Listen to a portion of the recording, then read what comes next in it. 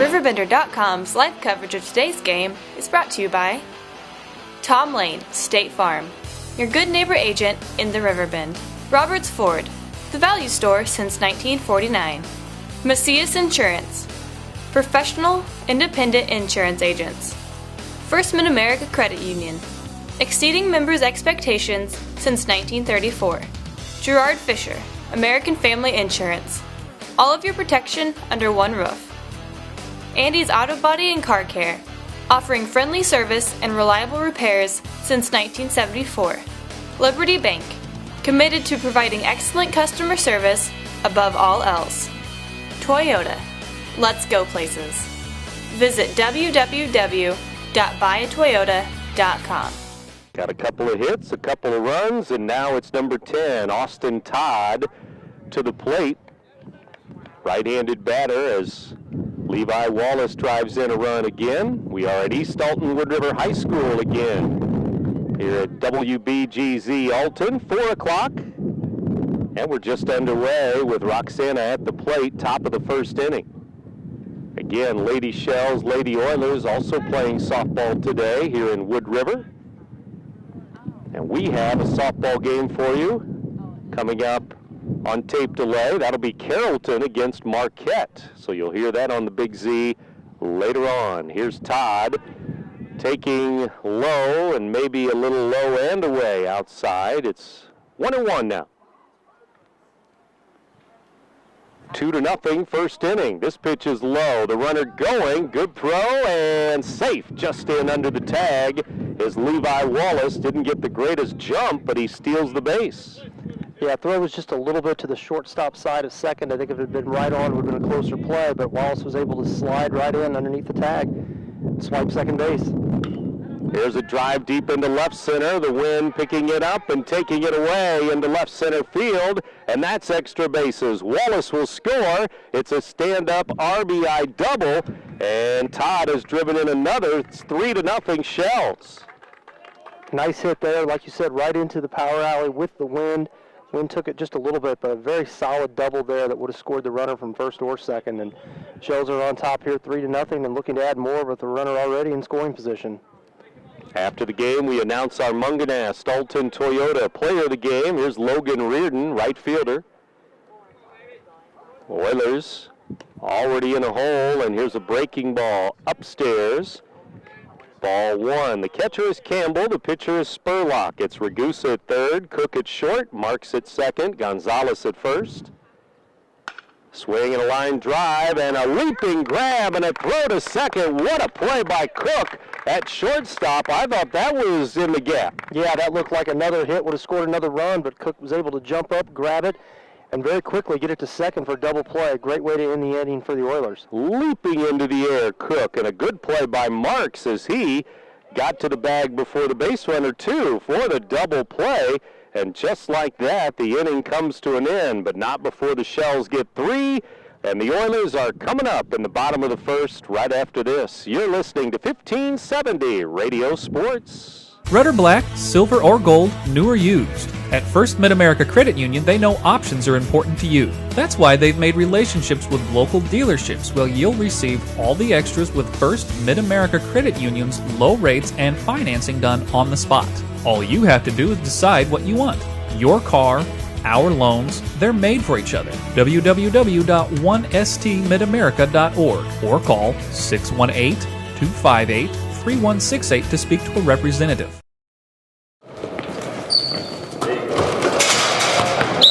Timeout! Come here. I need better coverage. Anybody here give me better coverage? Put me in, coach. I can give you better coverage.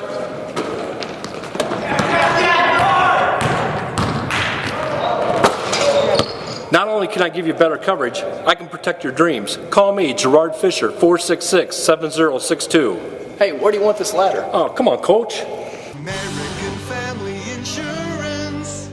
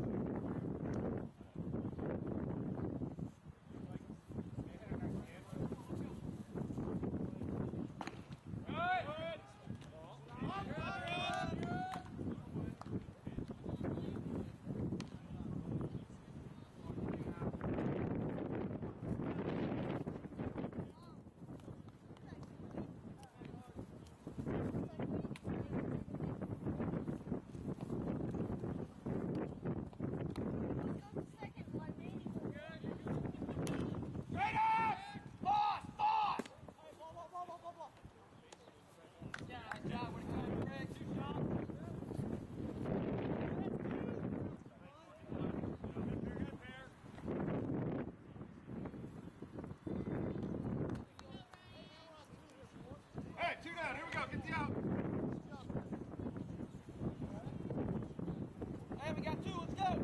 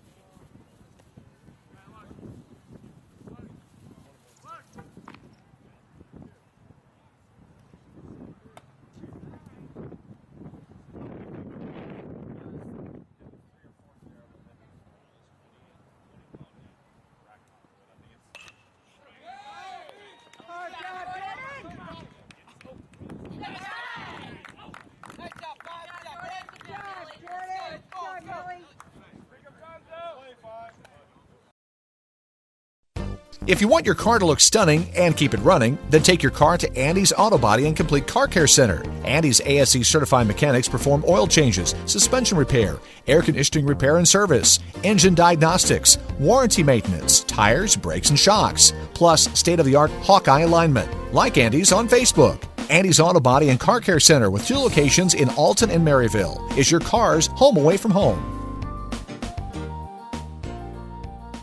Do you, Casasa? Do you have a free checking account that pays you cash? Cash like greenbacks, cash like, hi, I'm Johnny, cash like this. The massive interest you get just for putting your money into a free Casasa account. Casasa. A new word for a checking account that liberates you with no minimum balance and ATM refunds from sea to shining sea. Do you know where to get more cash? If you Casasa, you do. Do you Casasa?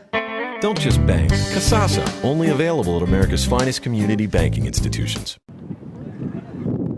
Designated hitter Kyle Roberson will start the second inning for Roxana. Roberson, Hargrave, and Skiff. Bottom 3 in the batting order as we go to the second inning now. Top of the second, Adam Miller and Brent Birkeland back, and Roxana scored 3. East Alton Wood River answered with 3, Adam, so we're back to square one. And I think that's got to be what's going through Devin Spurlock's mind is, all right, I just got a mulligan here. It's 0-0, new game. And I got to go back out there and do a better job of getting these guys out so we can get back up and bat again. Get some outs and get back to the plate in the home half of the second inning. Here's the pitch on the way. Swing and a fly ball into center. May carry out to the center fielder. It will. Center fielder Engler comes in a few steps, 1 out. And that might be one of the times where the wind blowing out actually helped the defense that time. I wasn't sure if that ball was going to sneak in or not, but it just carried out there and became an easy out. 1 up, 1 down. That brings in catcher Matt Hargrave to the plate. Here's the pitch. It's a breaking ball strike. First run for Roxana scored on a wild pitch. Then we had RBIs from Wallace and Todd in the first inning. But again, the Oilers answer with a 3 spot of their own. Here's a tap to third. Ragusa right at the bag will throw to Gonzalez for the out. Gonzalez coming off the bag nicely and applying the tag. 2 down. Something I think was very important at that at-bat for Spurlock was he was able to throw 2 breaking pitches. First one was a called strike. Second one was also a strike that he swung on and hit weakly to third. So, you know, if Spurlock can get those off-speed pitches and those breaking pitches across for strikes, that's really going to help him. And another breaking ball into Skiff, the number 9 hitter, and it's strike 1. Roxana again 2-2 in the SCC, 7-15 their overall record, as they lost to Southwestern on Friday. But there again, not an SCC game, because the first game against Southwestern was a conference game, if you can sort through all that. Everybody needs a copy of bylaws with them when they're looking at schedules and figure out what game's the most important. First game was a conference game, and Southwestern beat Roxana in that one 1-0, and then they played again just this past Friday. Piasol Birds won that one over the Shells, too. Roxana at the plate. Skiff will tap one foul, third base side. You mentioned Southwestern and the low total of games that they've played this year in baseball and softball. They've had to cut a few games back due to budget cuts, and then you compound that with losing 10 or so games because of rain, and their schedules, their record just doesn't match up with everybody else because of the fewer games they've played. And this pitch is a ball to Skiff. It's 1-2 now. Foss, the leadoff man, on deck. But it's 2 up, 2 down here.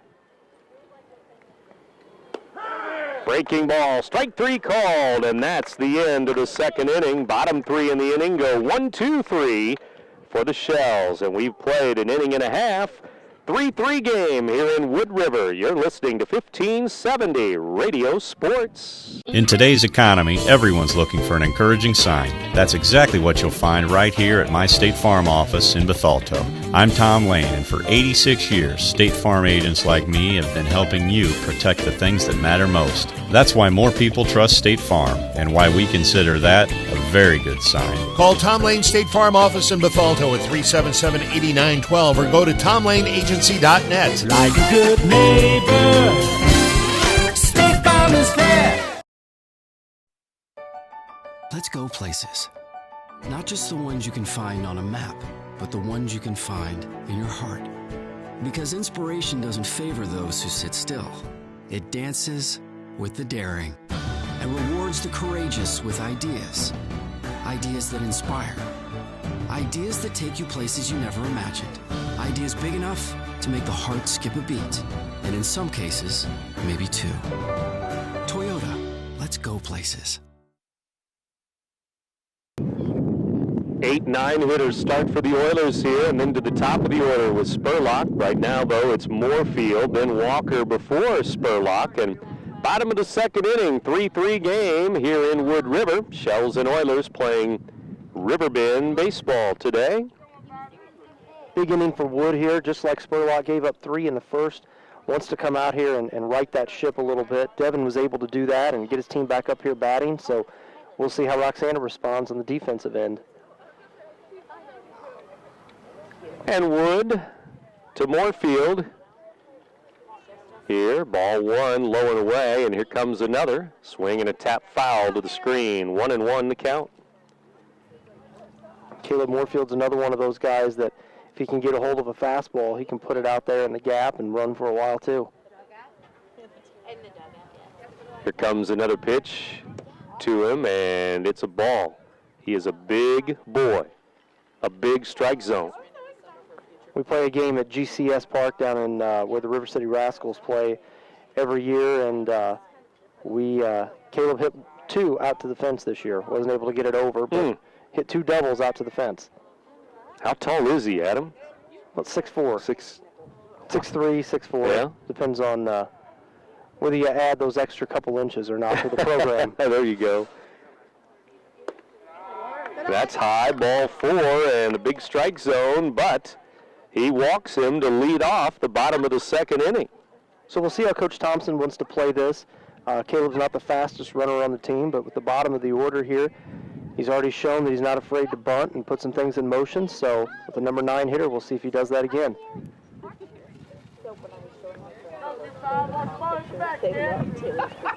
And a right-handed batter, Zach Walker, in at the dish. And he squares around and takes low and inside, ball 1. Nice job there by Walker. Pitcher's a little bit low. Pulled his bat back just in time, get the advantage in the count here.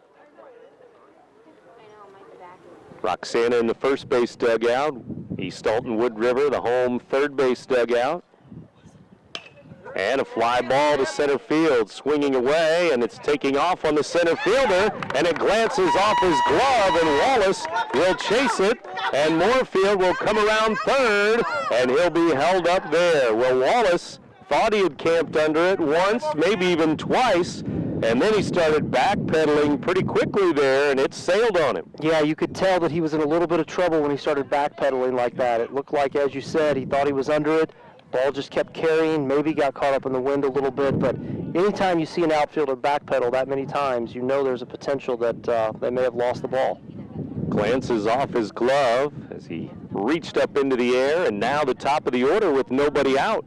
Second and third. Here's a ground ball, base hit into left field. The Oilers get one, and they'll get two. Spurlock with a two-run single to left field, and the Oilers take their first lead, 5-3. And it looks like the Shells are getting somebody back up in the bullpen, and that makes a lot of sense because the Oilers are going up right now and just looking to hack. Spurlock came up, first pitch, looking dead fastball, got it, and ripped it between the third baseman and shortstop for a single, a 2 RBI single to put the Oilers up 5-3. So they break the tie here in the bottom of the second inning. Aaron Ragusa, an RBI double his first time up. Wood throws over to first, runner back. Ragusa was able to hit a fastball into the power alley his first time up, so you know he's looking for that same pitch again. And the pitch on the way is popped up back here behind the plate. Catcher there, and it's off his glove as it spins back toward the playing field, drops to the ground, foul ball. Well, Ragusa gets a second chance here. That was the pitch he wanted and popped it straight up. And you know, they say that when guys get a second chance at the plate, they usually make you pay, so I know that's what the Oilers are hoping for right here. Still nobody out. 3 straight Oilers have reached base. The pitch. It's low and away for a ball. Jeremy Cook will be next. Cody Engler, the cleanup man. And Ragusa, the batter here. The pitch on the way. Swing and a foul. He's reaching for that one a little bit. You look back to that first inning, Engler failed to note this maybe. He's the cleanup man, and he had to squeeze bunt RBI as the cleanup man. Yeah, Cody's batted a lot of different spots in the order during his years as an Oiler. This one bounces in for a ball. 2-2 to Ragusa. In the bottom of the second inning, already 8 runs on the scoreboard. Runner going, pitch is low, and the throw down, not in time. Hargrave basically throwing from his knees there on a pitch down in the dirt, ball 3. Yeah, it almost looked like that he was trying to decide whether he even wanted to make an attempt on Spurlock or not, and decided to go ahead and throw from his knees. And sometimes that can be dangerous whenever you do that. But fortunately for the Shells, they were able to get it. Spurlock just steals second. And so now Wood throws ball 4 down in the dirt, so he's walked 2 in this inning, and Coach Nathan Smay pacing around the Roxana dugout. And it looks like their reliever is ready. And it will be, it looks like a relief pitcher coming in the bottom of the second inning as they meet on the mound, and we will take a break. 5-3 Oilers lead the Shells. You're listening to 1570 Radio Sports. I'll grab the birthday cake, you bring the gift, if you're sure she's ready. She's 16, honey, and she's earned a set of keys. She's studied and practiced, I know, but it's a big responsibility. When you have a teen driver, it's good to know that Madison Mutual has the insurance coverage you need. She's ready, and so are we. I talked to our Madison Mutual agent. Call Barry Macias, your local independent insurance agent, at 467-2874. The more life changes, the more you need Madison Mutual. Why should you bring your vehicle to Quick Lane at Roberts Motors? You never need an appointment, just drive on in.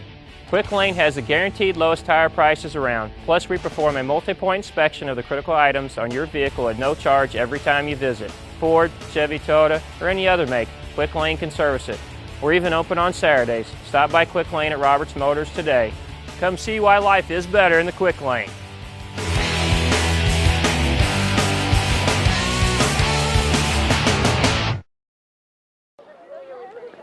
Cook, Engler, and Campbell now due up against a new pitcher, right-hander Riccardi. Number 13 comes out of the dugout. Ryan Riccardi is a senior, and Jacob Wood has left the game, and right now, still nobody out. Bottom of the second inning, and the Oilers on a roll here.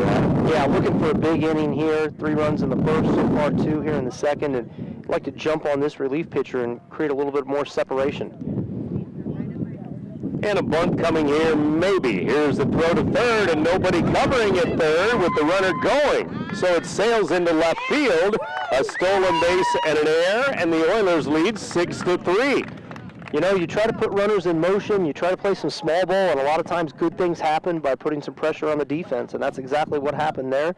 Showing the bunt, we're putting the runner in motion at second. Third baseman came in to charge for the bunt, wasn't able to get back. That's just like throwing a double into left field. Here's a pitch down in the dirt for a ball, and quickly it's 2-0 here to Jeremy Cook. And on that play, the trail runner was not even going. It was only Spurlock. So once the error was committed, then Ragusa scampered into second base, and here's ball 3 from Riccardi up high. A lot of things going the Oilers' way right here. I know Coach Thompson and everybody else in that dugout is looking at that run on second base and wanting to get that in and keep things going. And this pitch is a strike called, and it's 3-1. It's amazing how things can change because the Shells, remember, top of the first, bang, 3 runs and had the home team on their heels, but the Oilers answered. Here's the pitch from Riccardi, swinging a foul tip, and now we're full at 3-2. Yeah, you're exactly right. It's a 180-degree turn. You know, you jump out 3-0 in the first half of the first inning, and a lot of folks on this side of the baseball diamond are starting to worry, and things look totally different right now. 2 on, nobody out, swing and a miss. Riccardi took something off there at 3-2 it looked like, and fooled Cook, a late swing, strike 3. Great job by Riccardi there. He was in the hole, 3 balls, no strikes, was able to come back and get Cook on the strikeout for the first out of the inning. Well, Wood was in there. He walked 2 in this inning. He's allowed 6 runs so far, the other 2 on base. And if you're Riccardi, now you've got that first out. You settle down a little bit and just hope to limit the damage as much as you can. There's a pop foul backing out of play by Cody Engler. Actually, one other Oiler on base. Would be charged to Wood if he would score. Ragusa. 1 on, 1 out. And Riccardi brings it in. Swing and a shot into left. Base hit up in his eyes, and Engler turned on it. And Ragusa with a big turn at third, but he's going to hold on. It's first and third on the Engler hit with 1 out. Great job there by Cody. Like you said, that pitch was up, elevated a little bit, and he went up and got it, got on top of it, and pounded it into left field for a single. And good decision there by Coach Thompson of not sending Ragusa. You know, would have taken a good throw, but would have been a close play. And the way you're hitting right now, nice to have runners on the corners with only 1 out. Well, back to the starter, Wood. He only allowed 4 hits while he was in there, but he hit a batter, walked 2. Here's one that bounces in, and the runner's going to take second with no throw to second base. Ball 1. So the Oilers doing some running. You can do that once you get the lead. A little bit easier, too. Here's the pitch.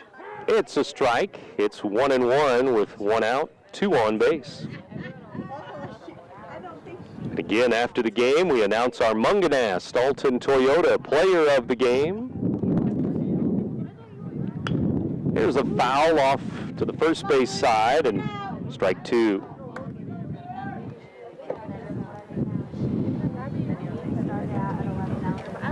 Luke Campbell, the catcher, gets ready at an RBI single in the first inning, up again in the second inning. And Campbell taps one off the pitcher's glove to the second baseman, who will throw to first for the out. Ragusa scores on an RBI, 1-4-3 on the putout. And that gets the run home, and that's the important thing in that situation. So Ragusa scores. Oilers go up 7-3 over the Shells here in the bottom of the second. Close the book on the starter, Wood. 7 runs, 4 hits, 2 outs, second inning. That'll bring in Blake Marks. 2 RBIs for Campbell in 2 at-bats, and it's ball 1. 2 RBIs for Spurlock, 1 for Ragusa, 1 for Engler, 2 for Campbell.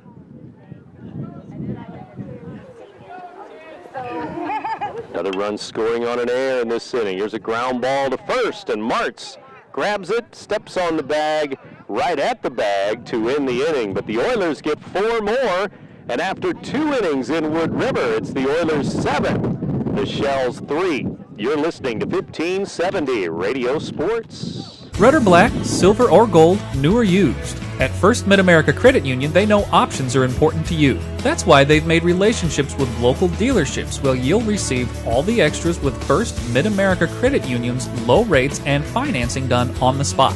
All you have to do is decide what you want. Your car, our loans, they're made for each other. www.1stmidamerica.org or call 618-258-3168 to speak to a representative.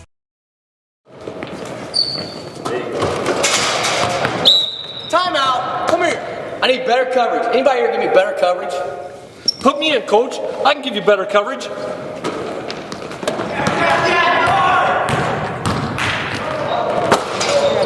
Not only can I give you better coverage, I can protect your dreams. Call me, Gerard Fisher, 466-7062. Hey, where do you want this ladder? Oh, come on, coach.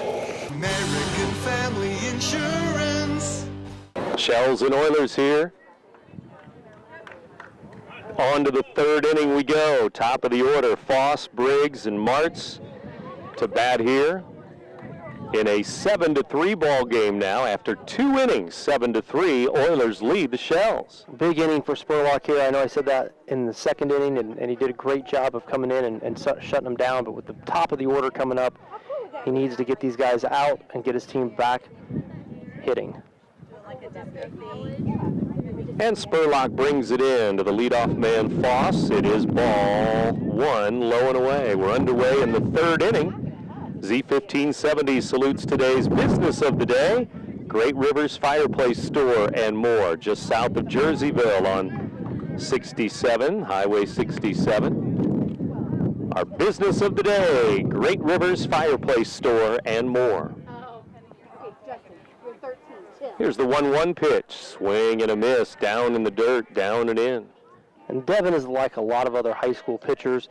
If they're able to get that breaking pitch for a strike or get the opponent to swing at it, that really helps them out. You know, at this level, most pitchers cannot go up and just throw straight fastballs and expect to be successful. Low and away for a ball as he wasted one off the plate. 2-2 the count.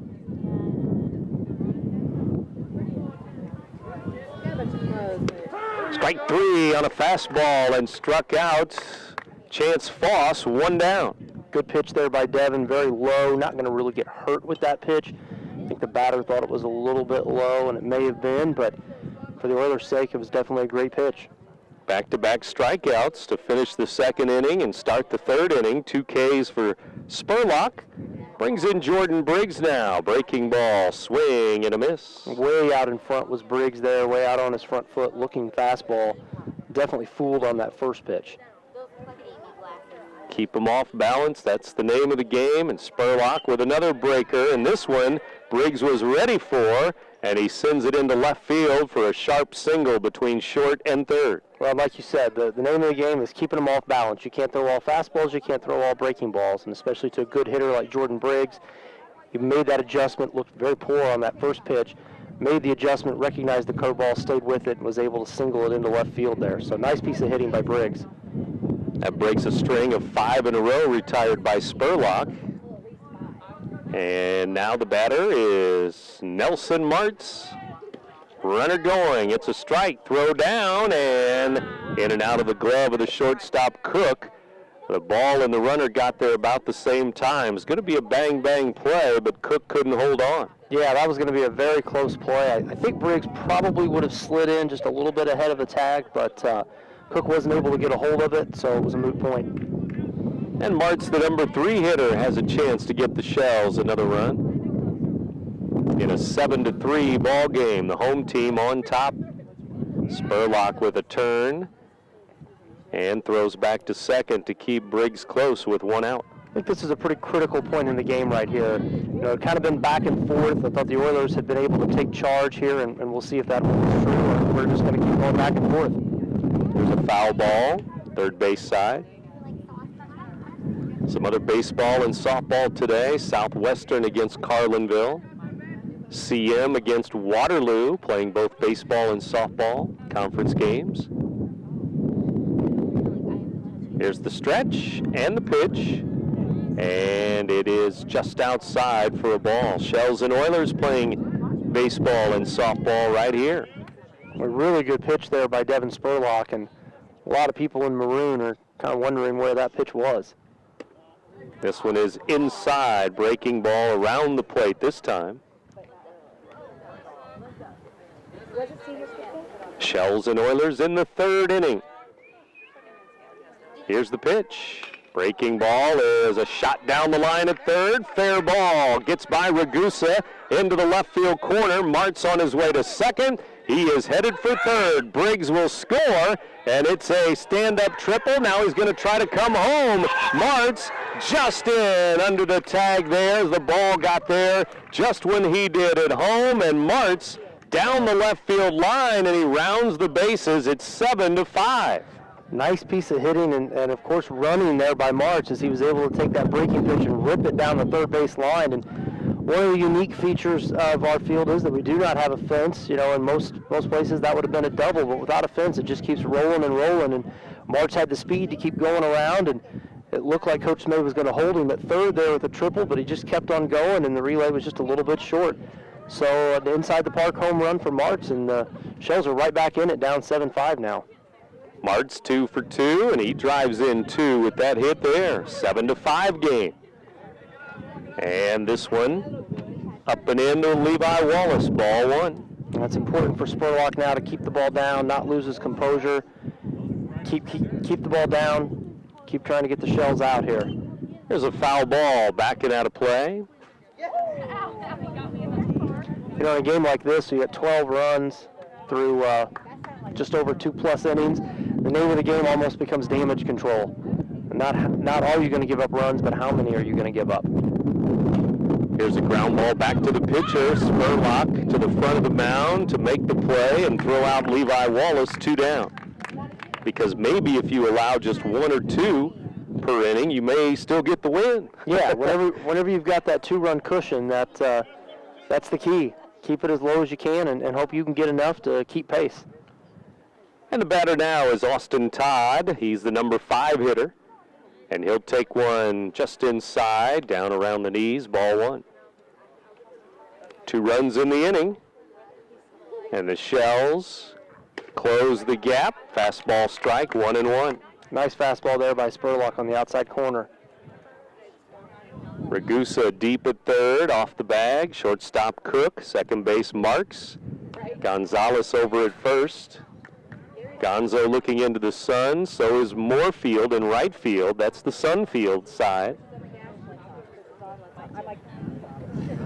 And Spurlock with another to Todd.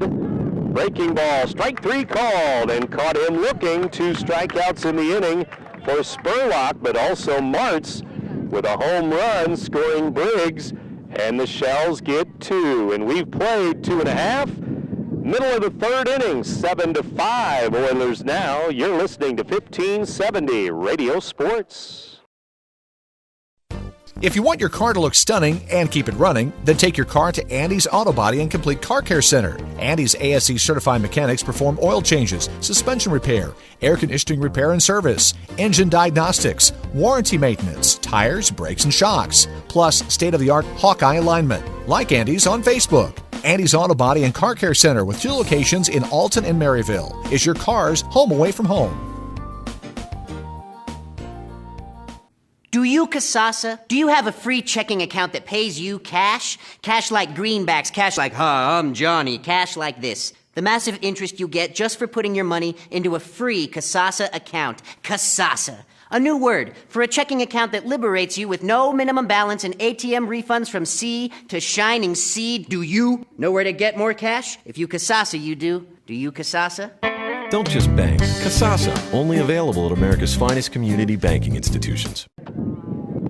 Gonzalez, Moorfield, and Walker to bat here against the reliever Riccardi. Jacob Woods started the game. As we go to the bottom of the third inning, though, the Oilers hanging on to a 7-5 advantage right now. Bottom of the third, Adam Miller and Brent Birkland back with you, and strike 1 to the lefty, Gonzalez. Ryan Riccardi did a pretty good job last inning, came in with some runners on base and allowed a couple of them to score, but overall did a nice job, and we'll see how he does with a clean start here this inning. There's a drive into left field. Left fielder hadn't played perfectly, but it sails over Todd's head as he camped under it. Gonzalez will go to second with nobody out, and I'm not sure about that one either because it was hit so hard. I don't know how it could have sailed, but maybe it took off on him. It was hit hard, like we talked about. That's the sun field a little bit, maybe. Maybe that came into play, but hadn't played perfectly, and Gonzalez just hit a line drive hard out there, and like you said, he just misplayed it, got past him, and with Ryan's speed, he ends up at second base with a double. May have been knuckling on him a little bit there, too, if it was hit that hard, because he didn't even get a glove on it as it just took off. And this pitch low to Moorfield, ball one. He walked last inning and scored. Well, the Oilers have scored in each of their first two at-bats. They're trying to do it 3 in a row. Ground ball to short. Briggs is there, and the runner right in front of him, Gonzalez. He throws to third, and the ball hits the runner as Briggs didn't move one way or the other to get out of the line there, and so everybody's safe. Well, that was an interesting play. Both sides made a mistake on the play, and almost a no harm, no foul as Gonzalez ends up making it to third. If he had it to do over again, I don't think Coach Thompson would have liked for him to have run. The rule is if the ball's in front of you, you have to stay at second. If it's behind you, then you can run. And Gonzalez ran anyway. Briggs made the play and made the smart decision to try to go to third to get that lead runner. With a good throw would have, but like you said, didn't go left or right, didn't have any angle to throw to the third baseman, hit Gonzalez in the back, and everybody's safe. And he had time to make one step or the other to get out of the line of Gonzo. This one up and in, hits the batter, and it's going to be a dead ball, bases loaded, because Gonzalez, basically a defensive lineman, running the bases. Yeah, so I mean, you know, he does take up some space in the base path there, but, you know, Briggs, if he would have taken a step or two to the left or to the right, would have had a clear path and would have had him out by about 5 feet. But it didn't happen, and here the Oilers have the bases loaded and nobody out and looking to score more runs. Well, the bottom three in the order all get on base, so now we go to the top with nobody out. Spurlock, Ragusa, and Cook can do some big damage here in the bottom of the third inning and bump that lead back up maybe for East Alton Wood River. Here's the pitch. It's a strike to Spurlock. He already has a 2-run single. That was last inning. He scored twice in his first 2 at-bats. He would definitely like to help himself here. The pitch, low and in. That's a ball. It's 1-1. 2 RBIs for Campbell, 2 for Spurlock. Early on in the game, 7-5. Oilers swinging a pop-up near the Roxana dugout. Room for Martz, the first baseman, and he makes the grab. With the bases loaded, now there's 1 out, big out in foul territory. Yeah, that is a huge out for Riccardi and the Shells there.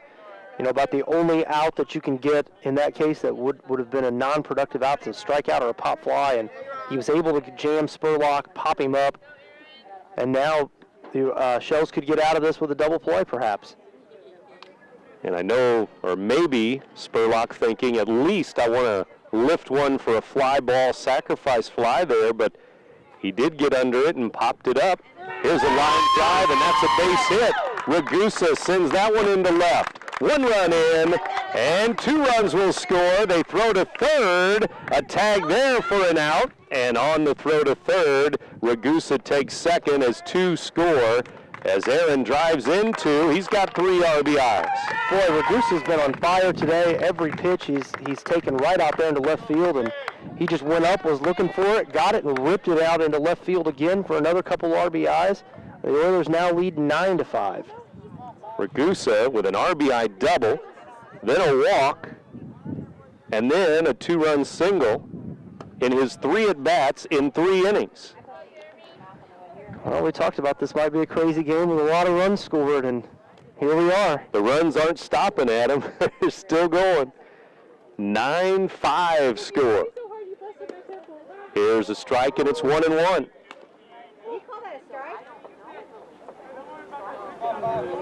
And we have 2 outs in the inning.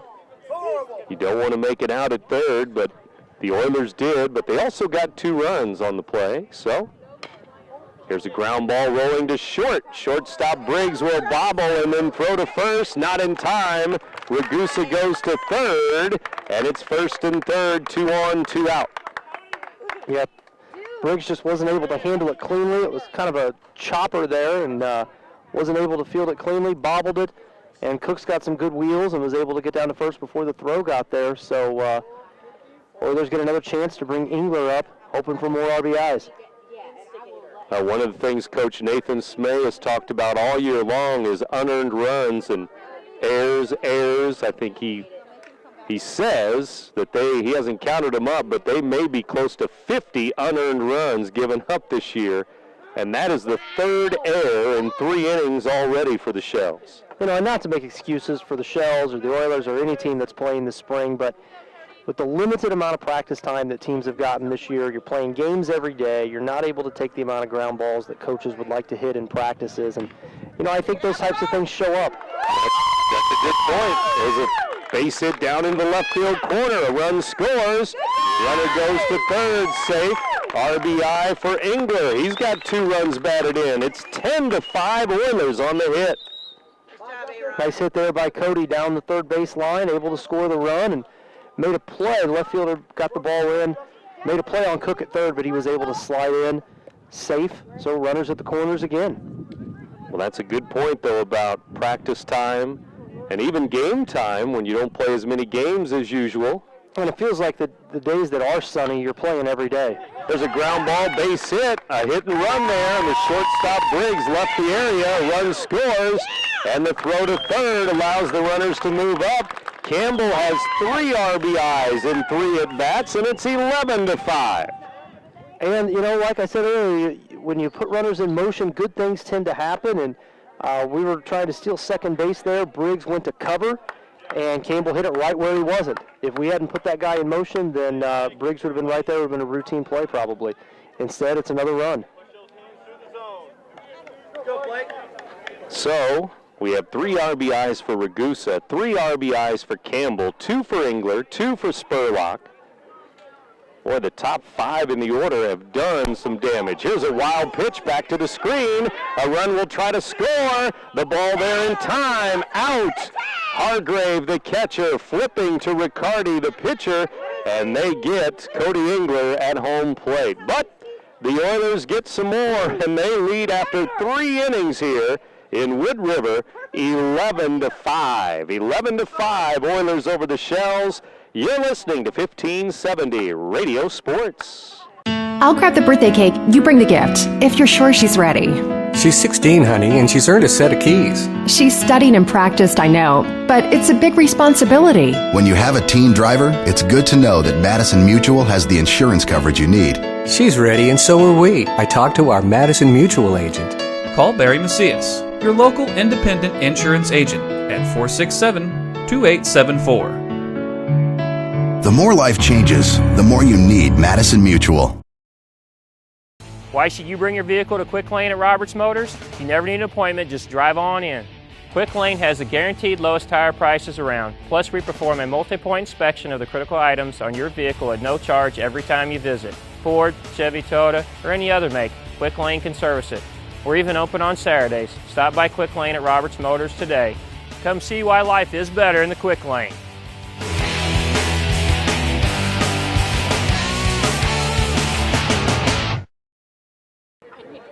Logan Reardon will start it for the Shells, and it's another Shells-Oilers wild, wacky day here, 11-5. Not final score, but after 3 innings, Adam, it's 11-5. Yeah, just neither team's been able to take control of this game from the mound, but great hitting from both teams, some mistakes from both teams in the field, and just a wild and crazy game. And Shells are hoping it'll get even more crazy because that'd benefit them here down 11-6. Well, for the Shells, 5 runs, 5 hits.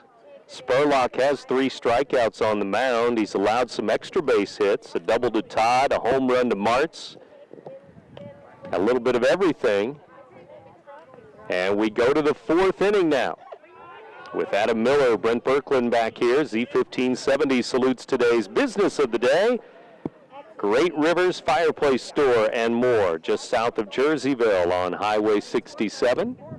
Here's a strike. It's 2-1. So our business of the day, Great Rivers Fireplace Store and more in Jerseyville.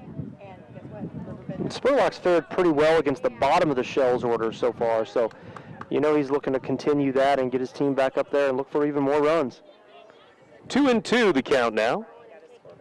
This is one of those games where you can be up 8 or 9 runs and you're not going to feel safe. There's a ground ball through the hole. It's short. Base hit by Reardon as he got in front 2-0. Then it was 2-2 with a couple of strikes and then a single to left field. And the Shells are getting something going here to start the inning, and it just continues. Baseball score from Athletic Director Steve Carey after 2 innings. CM up 1-0 on the Waterloo Bulldogs. CM Eagles have had their troubles with baseball wins this spring too, but they're ahead after 2 innings against Waterloo. And that we do know is a conference game. Yes, there you go. Good old Mississippi Valley Conference Mondays and Wednesdays. There's a ground ball up the middle, base hit by the designated hitter Kyle Roberson. Ropes one up the middle to center field with nobody out. The Shells have 2 on. And you wonder how long Coach Thompson's going to let Spurlock stay out there without thinking about making a change. Devin's got a lot left in him, I know that, but like I said, if you can get somebody to take charge of this game from the mound, you're going to feel a lot better.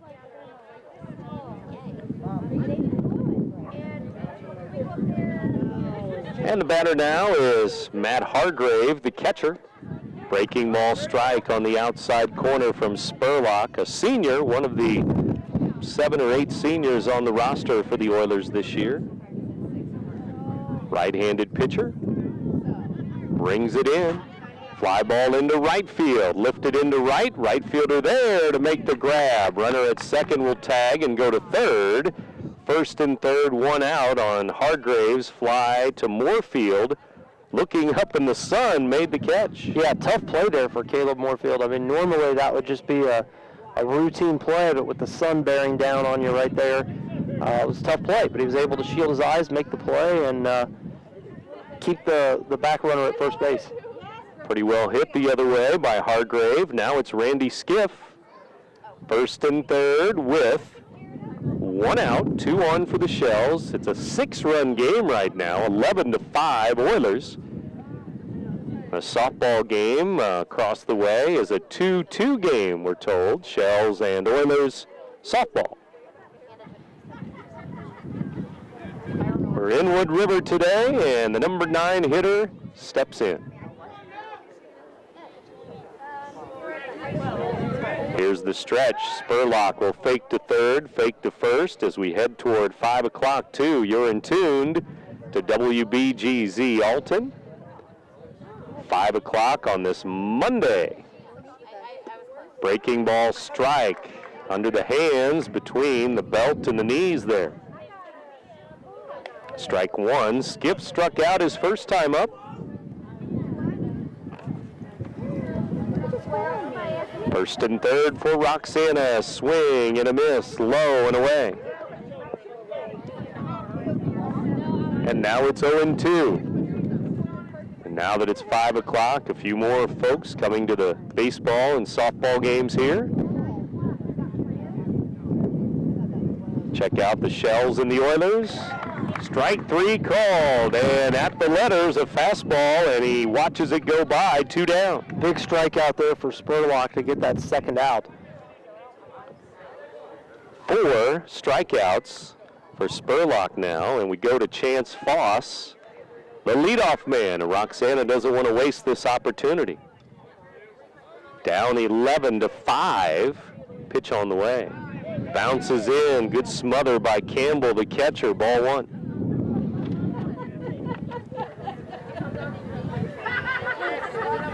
Number 12, the third baseman, Chance Foss.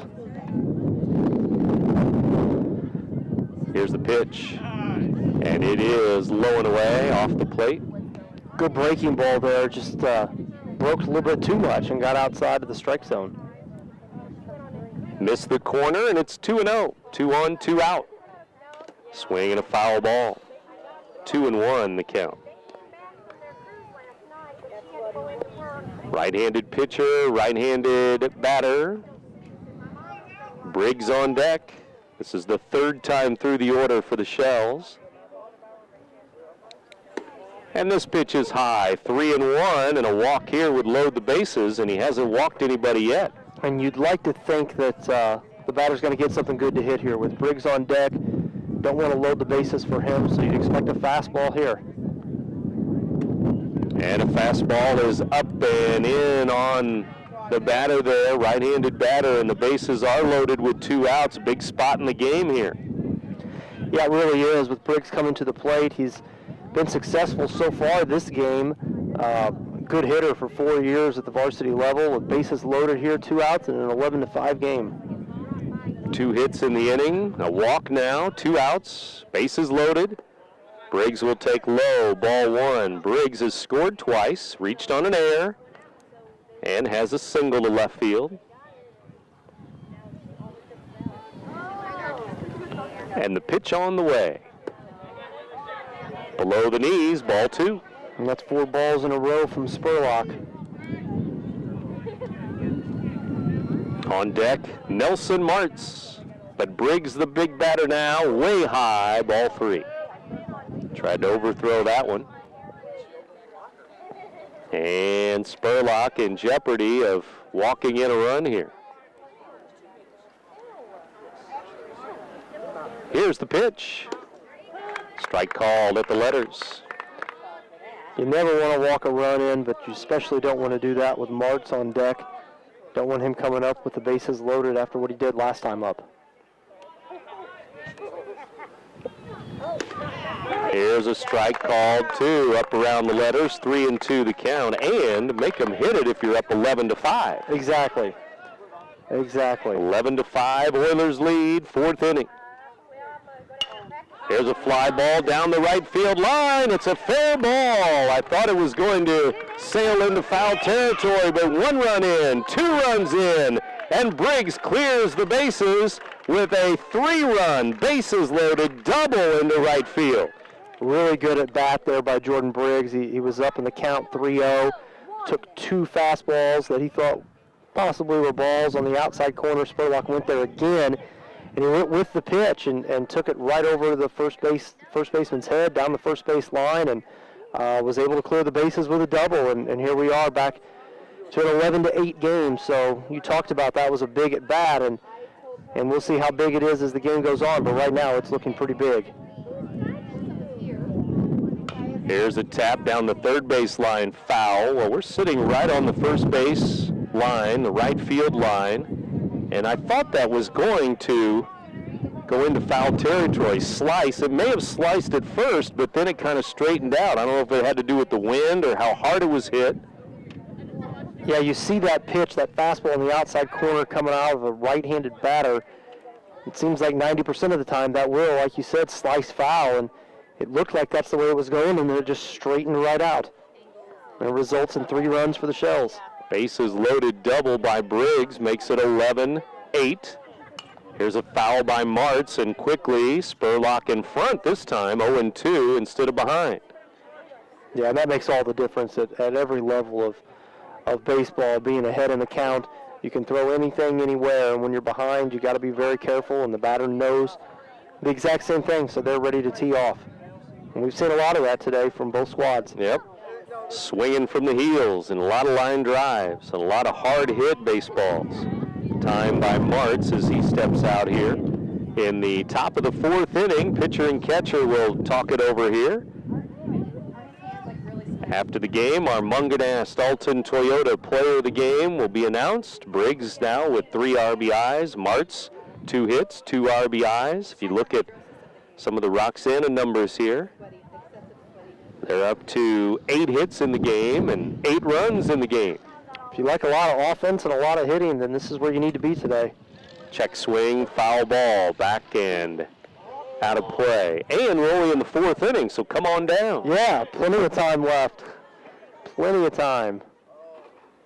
Spurlock to Martz, 4th inning. And the pitch on the way. Swinging a ground ball up the middle, rolling slowly. The shortstop grabs it, Cook had time to get over there. He has no throw, but back behind the bag, he keeps it on the infield. Briggs goes to third. Yeah, and that probably saves a run. Jeremy Cook was playing in the hole with Martz up looking for him to pull the ball. He hits it up the middle. Slowly hit. Cook was able to get over there, like you said, cut it off. And by keeping the ball in the infield, it probably keeps Briggs away from scoring. And that brings in the cleanup man, Levi Wallace. 1 for 2, RBI single. And it's low and in, ball 1. And with the cleanup batter at the plate, he represents the tying run. There you go. And just when it looked like the Oilers would take a charge a little bit, Shells come storming back. Oilers led 11-5 coming into this inning. Now it's 11-8. And again, the tying run at the plate. 2 down, 2 on. Come on, Oilers, get this last one. And Wallace, here in the top of the 4th, takes it low and away. And Martz will run to second base. Second and third now. 2 outs. 2-0 the count. First base now open. And Austin Todd waits on deck. Here's a foul ball off to the right, out of play. Todd would be the 9th batter of the inning, and they would bat around, but right now it's Levi Wallace. Really important for the Oilers to get this out here. A base hit probably means 2 runs. This one is tipped foul, down around the knees. It's 2-2. For the most part, Spurlock keeping the ball down, but the Shells are going down and getting it too in a lot of cases. Above the knees, below the knees, the pitch. Breaking ball outside. Spurlock wanted it. It's 3-2 though. Yeah, pitch looked like it stayed a little bit high. It broke very, very late, and everybody in Maroon wanted that pitch, but looked like it was a little high. Here comes another payoff pitch now. 3-2 to Wallace. Swing and a fly ball to center field. That should end the inning. Center fielder coming in. And Engler will make the catch. That will end the 4th inning for the Shells, but they get 3 runs right back in the 4th. It's the middle of the 4th inning in Wood River, and the Oilers lead the Shells 11-8. You're listening to 1570 Radio Sports. In today's economy, everyone's looking for an encouraging sign. That's exactly what you'll find right here at my State Farm office in Bethalto. I'm Tom Lane, and for 86 years, State Farm agents like me have been helping you protect the things that matter most. That's why more people trust State Farm, and why we consider that a very good sign. Call Tom Lane State Farm office in Bethalto at 377-8912 or go to tomlaneagency.net. Like a good neighbor, State Farm is there. Let's go places. Not just the ones you can find on a map, but the ones you can find in your heart. Because inspiration doesn't favor those who sit still. It dances with the daring and rewards the courageous with ideas. Ideas that inspire. Ideas that take you places you never imagined. Ideas big enough to make the heart skip a beat. And in some cases, maybe 2. Toyota, let's go places. Back in Wood River, Adam Miller, Brent Birkland here on the Big Z, bottom of the 4th inning. Marks, Gonzalez, and Moorfield as we sail on to the bottom of the 4th in an 11-8 ball game. We're up to 19 runs in 3.5 innings. Marks against Riccardi. Well, we have 11-8 score, and we've used only 3 pitchers so far. Well, and we keep kind of alluding back to this weather and this crazy spring we've had, and I just wonder if that plays into it. Both of these coaches know they've got games to make up, and a lot of games this week and next week, and for the Oilers or for the Shells, a lot of these important conference games, and you just wonder if that's playing in. And we've already used this pitcher, so we're going to get as much as we can out of him. And then, of course, everybody looking at the next rain in the forecast, and that could be later this week. But who knows day to day anymore? That's exactly right. There's a fly ball, a sky-high fly to left field, and the left fielder camps under it. Austin Todd has it, 1 out. Just got under that one a little bit. Ryan Gonzalez to the plate. Number 21 from the left side has a ground out and a double. We are in the bottom of the fourth. We just saw the Shells throw the ball around after that out. We haven't seen a lot of that. A lot of leadoff hitters been on today. Yep. Ground ball and sticks in the glove of Riccardi on a smash back to the mound and throws to first, 2 down. Nice play, nice defensive play there by Riccardi. Ball hit hard back through the box there by Ryan Gonzalez, and he just stuck his glove out, caught it, and maybe able to make the easy throw over to first. Jeremy Cook warming up a little bit in the bullpen back here behind the Oilers dugout. In the middle of this ball game, it's high, ball one. Z1570 salutes today's business of the day. Great Rivers Fireplace Store and more just south of Jerseyville on 67, offering every option and expert installation on energy-saving solar tubes. Great Rivers Fireplace Store and more in Jerseyville. Here's a ball low. It's 2-0. Have we had a 1-2-3 inning?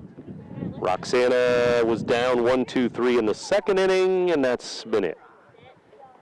Oilers have not gone down 1-2-3 yet. And it's 3-0 here. You mentioned last time Caleb Moorfield batted. Big, tall guy, big strike zone, but walked his last time up in a 3-0 count here this time. Here's the pitch. And it is low and away, and he walks with 2 outs to bring in the number 9 hitter, Walker, who steps in. Walker to the plate. We'll see what he does here. I can't see you. He's ready to go from the right side, wearing number 25. Throw over to first, and a close play. Safe, the call at first base. And nearly picked off Moorfield there. And if you're Coach Thompson, you got to be thinking, why are you so far off first? You know you're not stealing second. Not going anywhere. Roxana with their bullpen loosening up a little bit too. Looks like Kyle Roberson, right-hander, getting loose behind the Roxana dugout. So we could see Cook and Roberson sometime soon. Here's a ball up and away from Riccardi. 1 ball, 1 strike, 2 outs, runner on base. Oilers have scored in every inning. Well, the first 3 innings they've been up. They've had innings of 3, 4, and 4.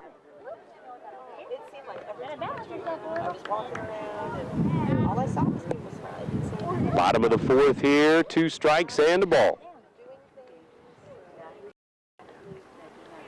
Riccardi, the stretch, the pitch, bounces it in, 2-2. Struggling to find the zone here a little bit with these last couple batters. Walked Moorfield on 4 pitches and 2-2 count here on Walker. Leadoff man Spurlock waiting on deck. Here's the pitch. Swing and a miss. Way up over his helmet, but he couldn't lay off, and Walker strikes out to end the Oilers' 4th inning. We've played 4 in Wood River. It's the Oilers at home, leading the Shells 11-8. You're listening to 1570 Radio Sports. Red or black, silver or gold, new or used. At First Mid-America Credit Union, they know options are important to you. That's why they've made relationships with local dealerships where you'll receive all the extras with First Mid-America Credit Union's low rates and financing done on the spot. All you have to do is decide what you want. Your car, our loans, they're made for each other. www.1stmidamerica.org or call 618-258-3168 to speak to a representative.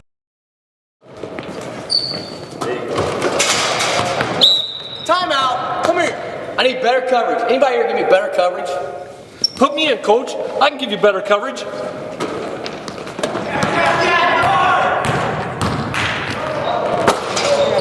Not only can I give you better coverage, I can protect your dreams. Call me, Gerard Fisher, 466-7062. Hey, where do you want this ladder? Oh, come on, coach.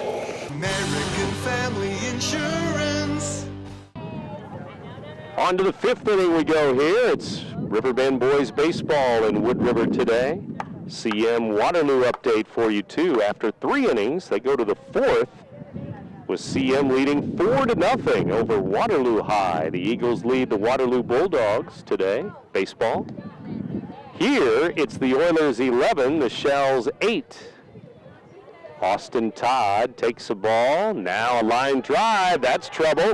Into the left field corner. Foul ball. Hooking. Luckily for the Oilers, it was hooking the whole way, and it's a foul ball. Yeah, Todd just yanked that ball into left field and just kept hooking, and ended up just a little bit foul. But we're talking about extra bases there for sure. Instead, it's just a long strike. Here's a ball to Todd. It's upstairs. Well, the Oilers softball team tying the game up at 3-3, it looks like, down there as they just scored a run. That would tie the game, I believe. It would.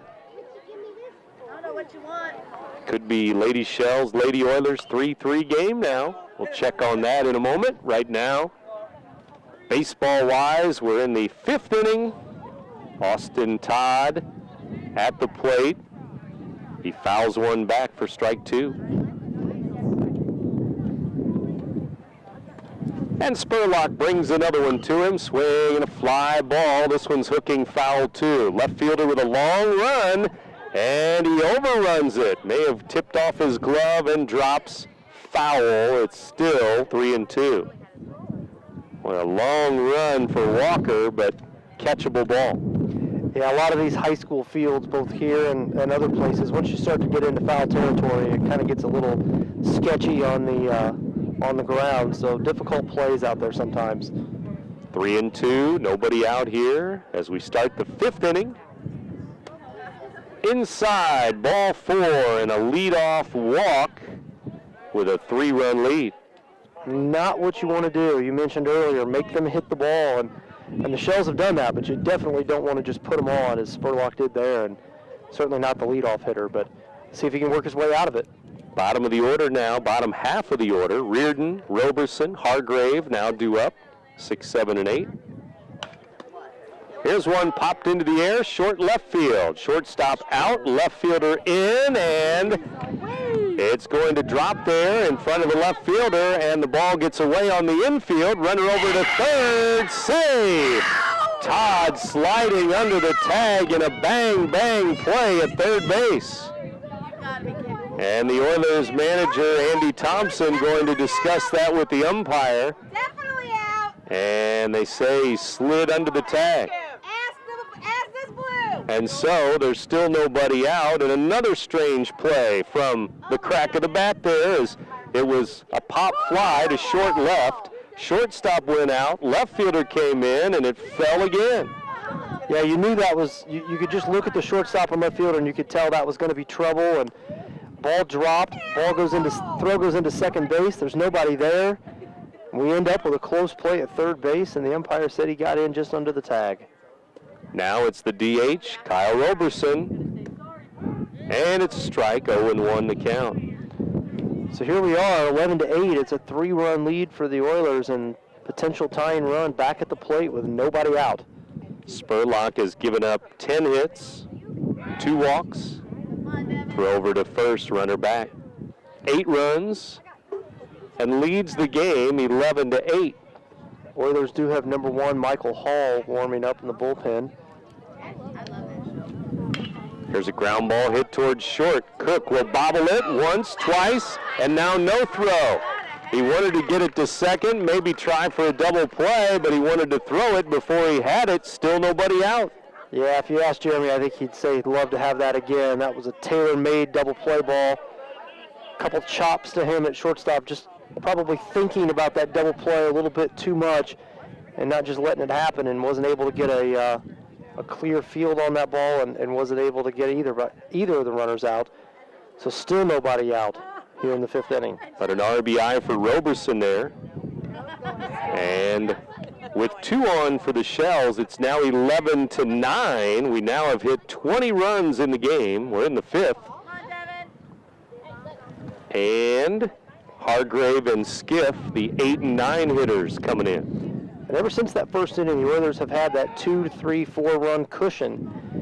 And the Shells are looking to be able to penetrate that here and tie this game up with runners on first and second. Well, the largest lead of the game for either team was 11-5, Oilers. And now it's 11-9. Spurlock turns, throw to second, safe there. And that's 3 straight pickoff attempts or pickoff fakes there by Spurlock, and you got to wonder if maybe they're trying to buy a little bit of time to get the pitcher in the bullpen ready. Turn again, throw to second. As a Cub fan, you would appreciate that classic Tony La Russa move, wouldn't you?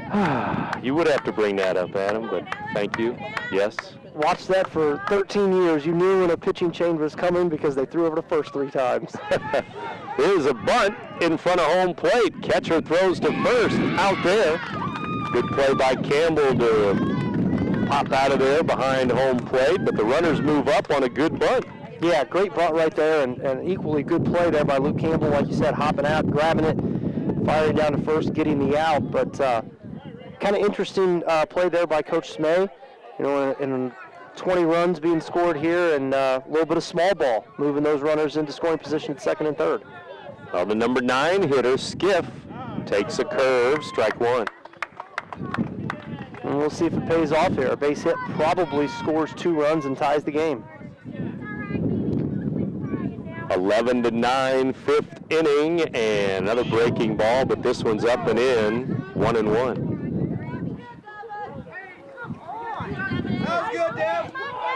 Spurlock. Here's the turn, no throw.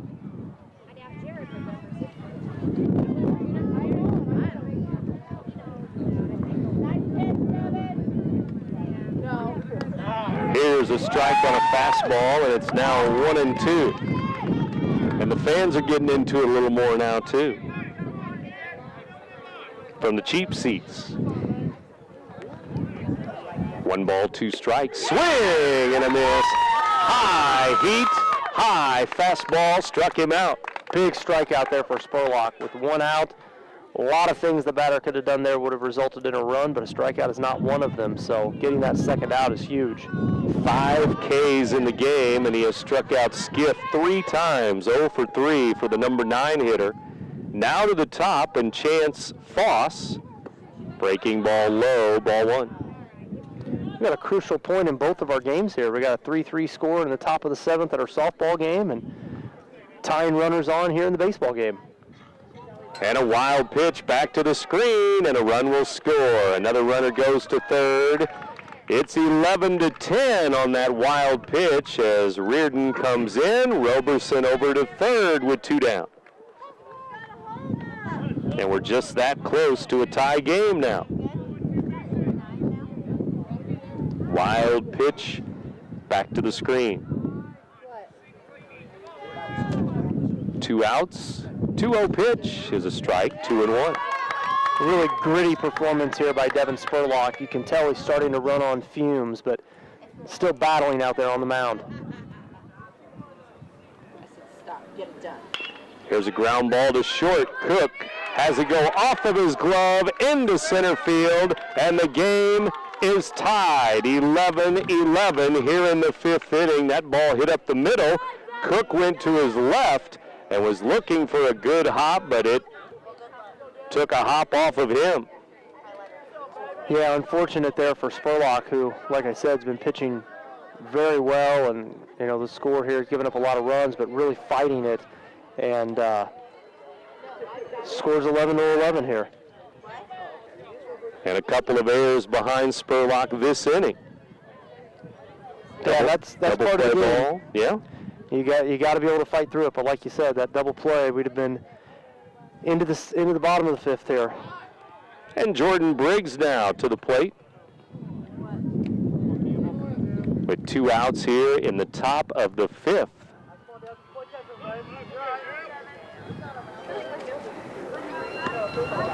Spurlock to Briggs.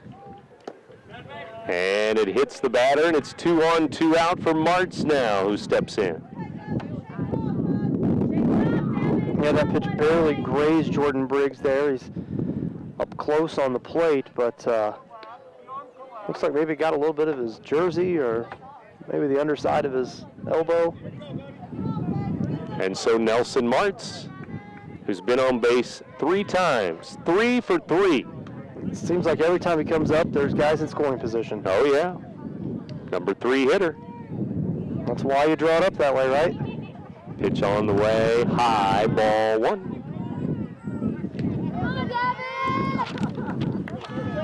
Boy, and how many times in this game have we seen 6, 7, 8 batters come to the plate in an inning? This is the 8th batter of this inning.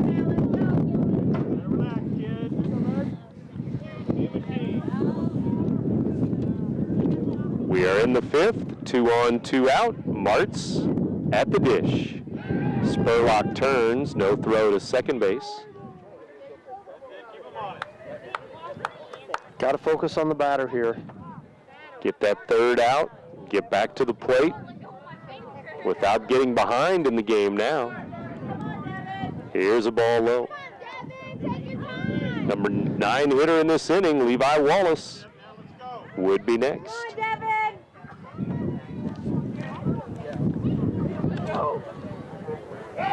Again, you mentioned Mike Hall, the junior, number 1, still warming up a little bit here. Third base side. And it looks like Coach Thompson's going to ride the senior here this inning and see if we can get through it. There's a strike.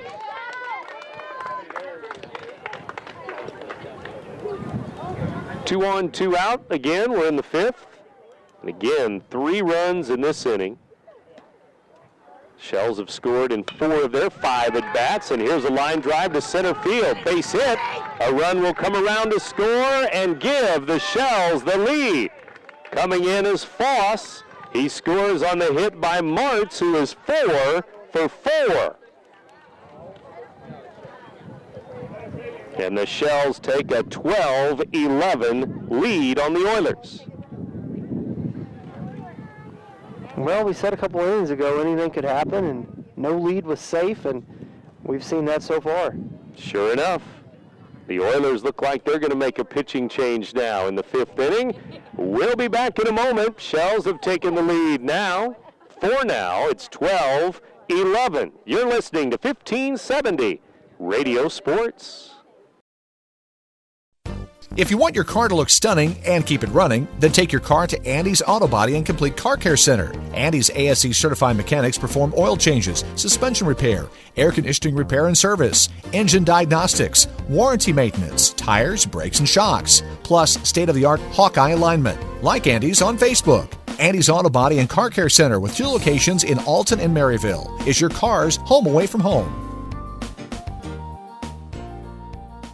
Do you, Casasa? Do you have a free checking account that pays you cash? Cash like greenbacks, cash like, hi, I'm Johnny, cash like this. The massive interest you get just for putting your money into a free Casasa account. Casasa. A new word for a checking account that liberates you with no minimum balance and ATM refunds from sea to shining sea. Do you know where to get more cash? If you Casasa, you do. Do you, Casasa? Don't just bank. Casasa, only available at America's finest community banking institutions. With Adam Miller, Brent Birkeland back here, and this top of the 5th inning continues as the Roxana Shells have put up 4 runs, and they have come all the way back, trailing 11-5 at one point, 3 in the 4th and 4 more in the 5th, so 7 runs in 2 innings have given the Shells the lead now, 12-11 here in the 5th, Adam. This is one of those games we've been talking about. It's going to be crazy from the beginning, and neither team can really take charge out there on the mound. And just when it looked like the Shells might be in trouble down 5 runs, they came storming back and have taken the lead 12-11. Lady Shells, Lady Oilers playing a wild softball game here in Wood River. Baseball the same, 12-11 here with Jeremy Cook coming in for Spurlock. He and Spurlock switch places, so Devin goes to short. Jeremy is now the pitcher, so Cook to the mound here, and we'll see what happens With Spurlock going 4 2/3 innings and leaving without the lead. He leaves the game trailing 12-11 now, and here is Levi Wallace. And this start could be like a lot of Devin Spurlock starts this year.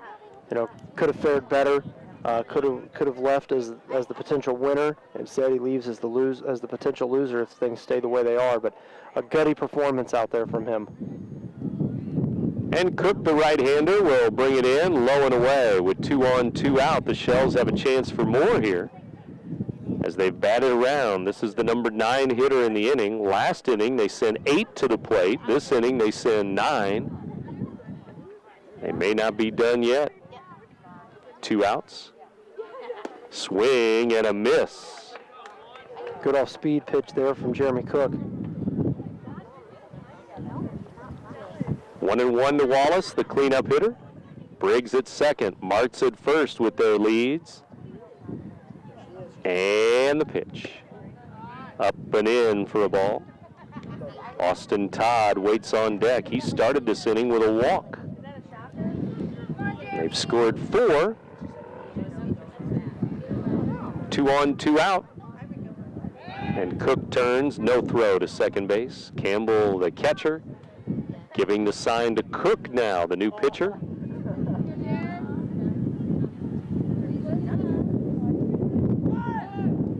Swing and a foul ball. Briggs going to third there on the front end with a steal attempt, but he'll go back on the foul ball. Yeah, you got to think that was a straight steal there by Briggs, and Wallace saw a pitch he liked and offered at it. 12-11 score once again. 2-2 to Wallace with 2 on, 2 out.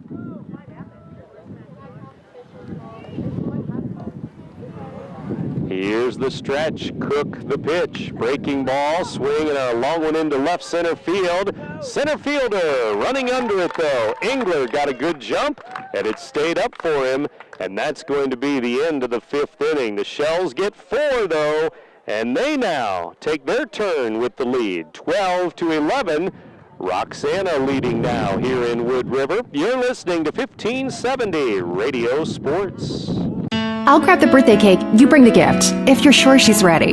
She's 16, honey, and she's earned a set of keys. She's studied and practiced, I know, but it's a big responsibility. When you have a teen driver, it's good to know that Madison Mutual has the insurance coverage you need. She's ready, and so are we. I talked to our Madison Mutual agent. Call Barry Macias, your local independent insurance agent, at 467-2874. The more life changes, the more you need Madison Mutual. Why should you bring your vehicle to Quick Lane at Roberts Motors? You never need an appointment, just drive on in. Quick Lane has the guaranteed lowest tire prices around. Plus, we perform a multi-point inspection of the critical items on your vehicle at no charge every time you visit. Ford, Chevy, Toyota, or any other make, Quick Lane can service it. We're even open on Saturdays. Stop by Quick Lane at Roberts Motors today. Come see why life is better in the Quick Lane.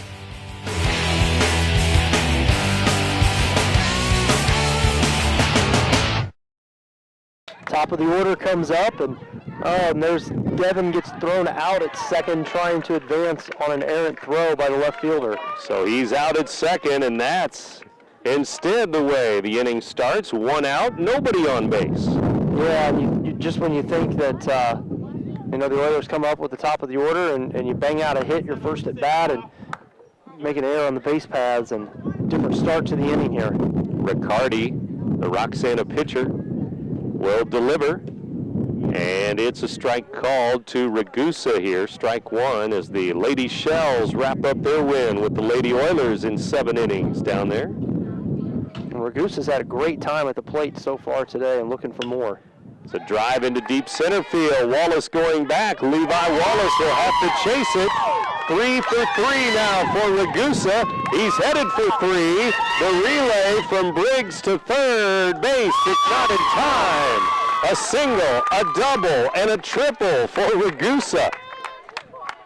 Great job by Aaron. Like I said, he's had a day at the plate, and he just pounds it right there over the center fielder's head and just keeps running and gets that triple. And Oilers wish they had that runner Spurlock still on base. That would have tied the score here, but tied it up. Yep. Instead, the tying run is on third base now.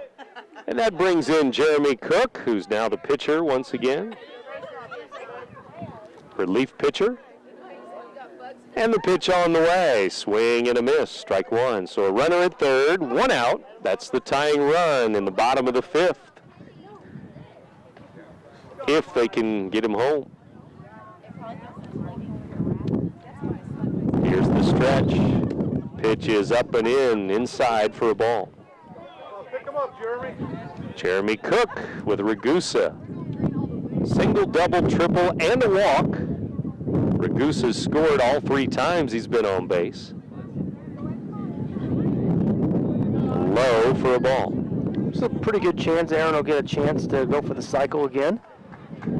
He's going to have to hit the heck out of it here, though, to get a home run. Get it into the softball dugout. Just about. Here's the pitch. Just inside, 3-1 the count. Although we did see, I guess you'd still call it an inside the park home run from Martz from Roxana, so it's a possibility. Sure. East Alton Wood River High School today. Shells and Oilers today. Bounces in for ball 4. 1 out, 2 on now with the walk. It's first and third. That will bring in Cody Engler, the number 4 hitter, and here comes manager Nathan Smay.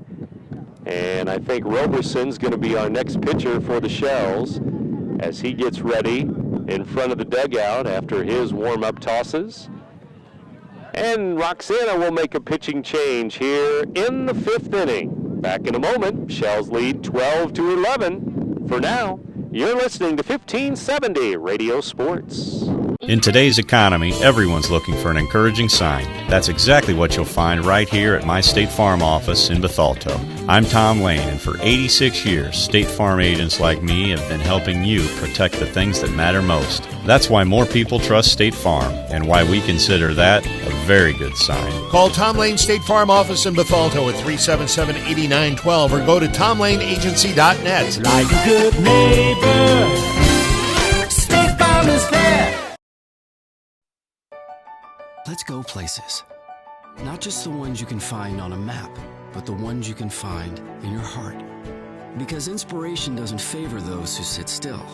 It dances with the daring and rewards the courageous with ideas. Ideas that inspire. Ideas that take you places you never imagined. Ideas big enough to make the heart skip a beat. And in some cases, maybe 2. Toyota, let's go places.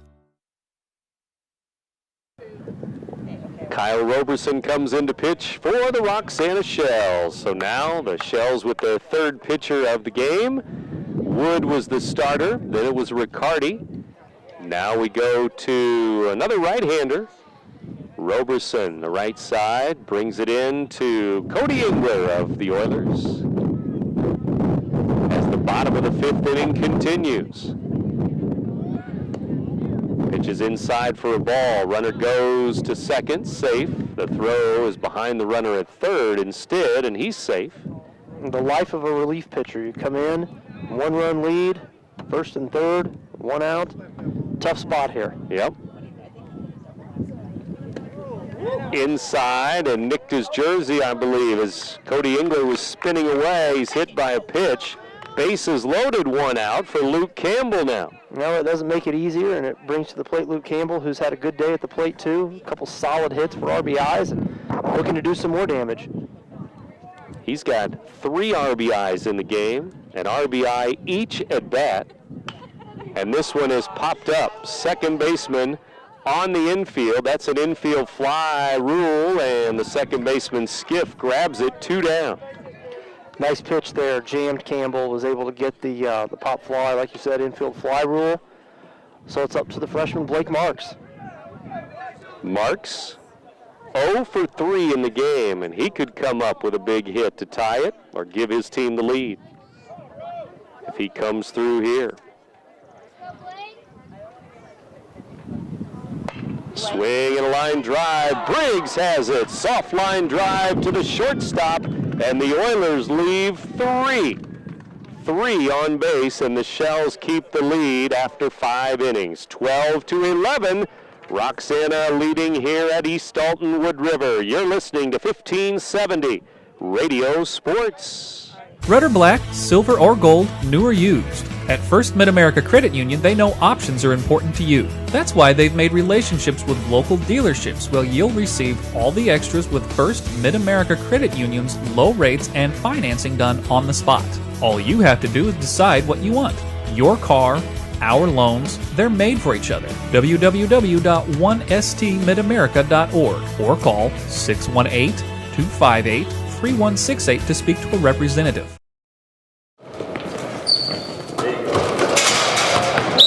Timeout. Come here.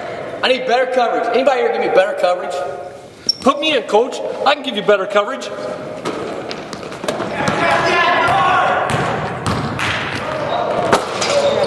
Not only can I give you better coverage, I can protect your dreams. Call me, Gerard Fisher, 466-7062. Hey, where do you want this ladder? Oh, come on, coach.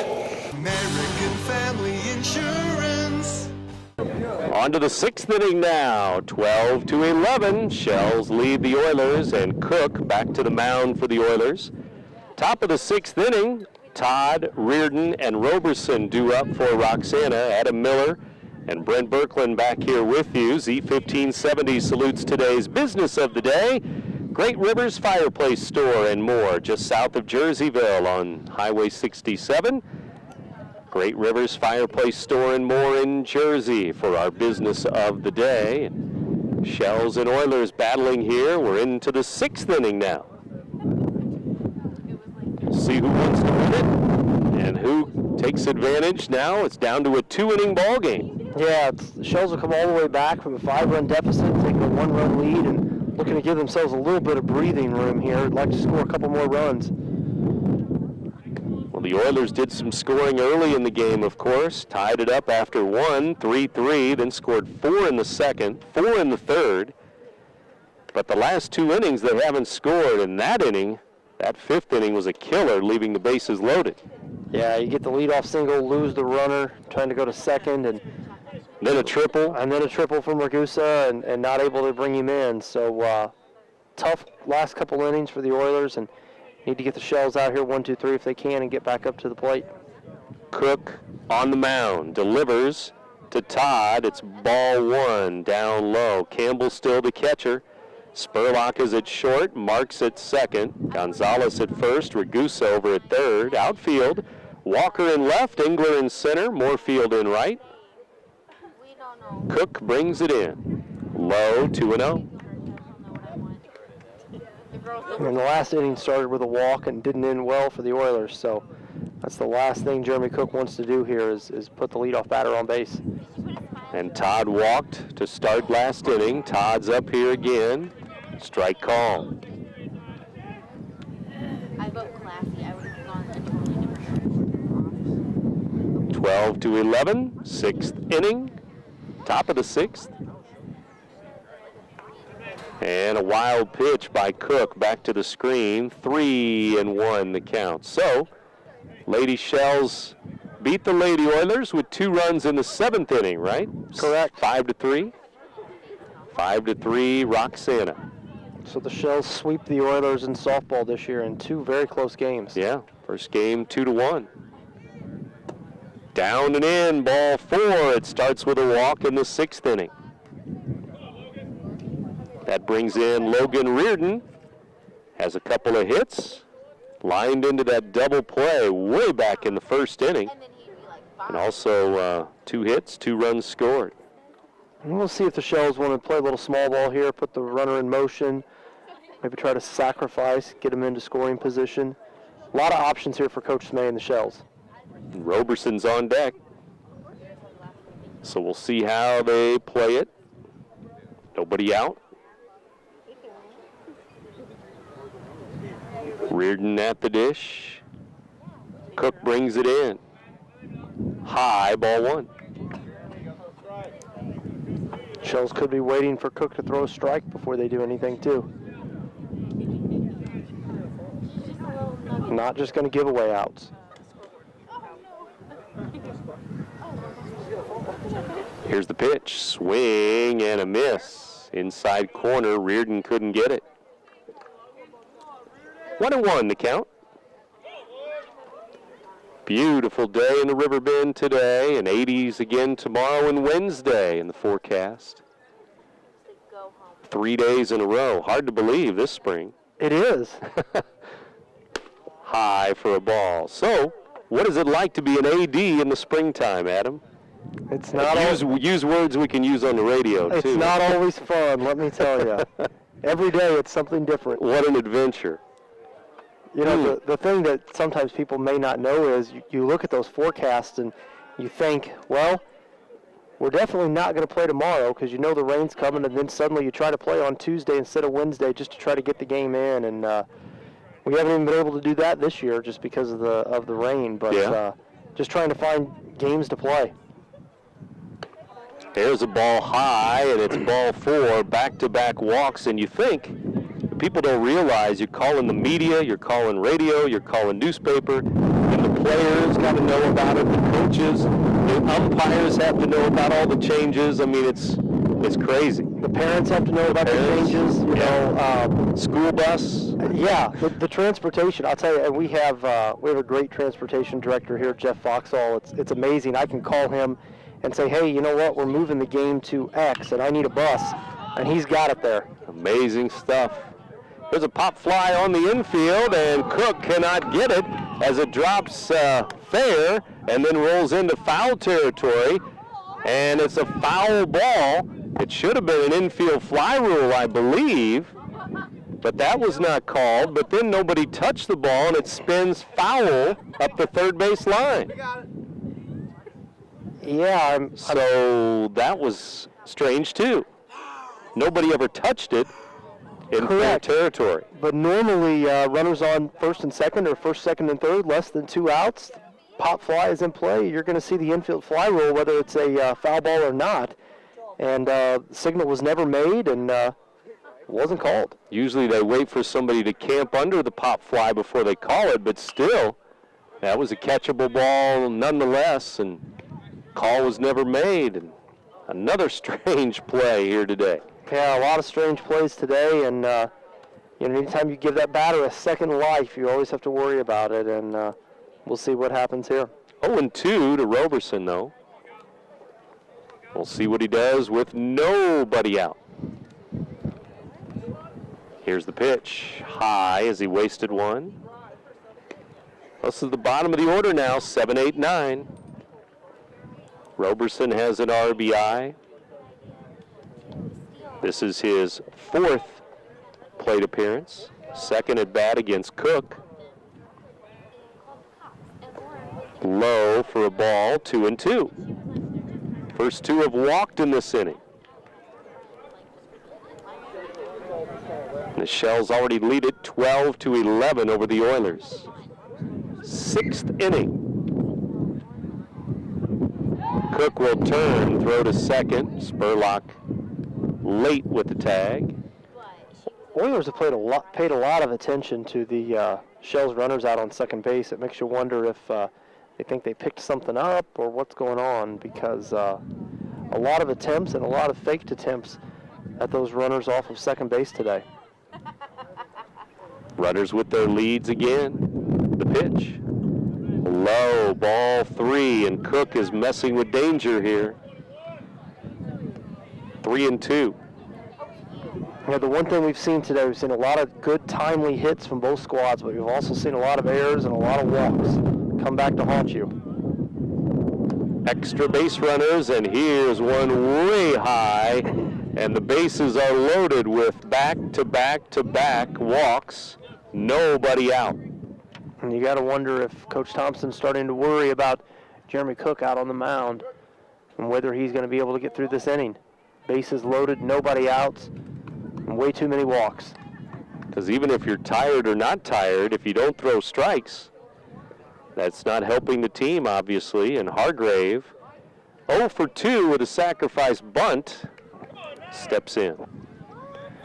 And, you know, it's even difficult on your fielders, too, because you kind of get back on your heels, and then one is hit to you, and you may not be as ready as you should be. Swing and a miss. Good fastball there from Jeremy Cook. Power against power, and he missed it.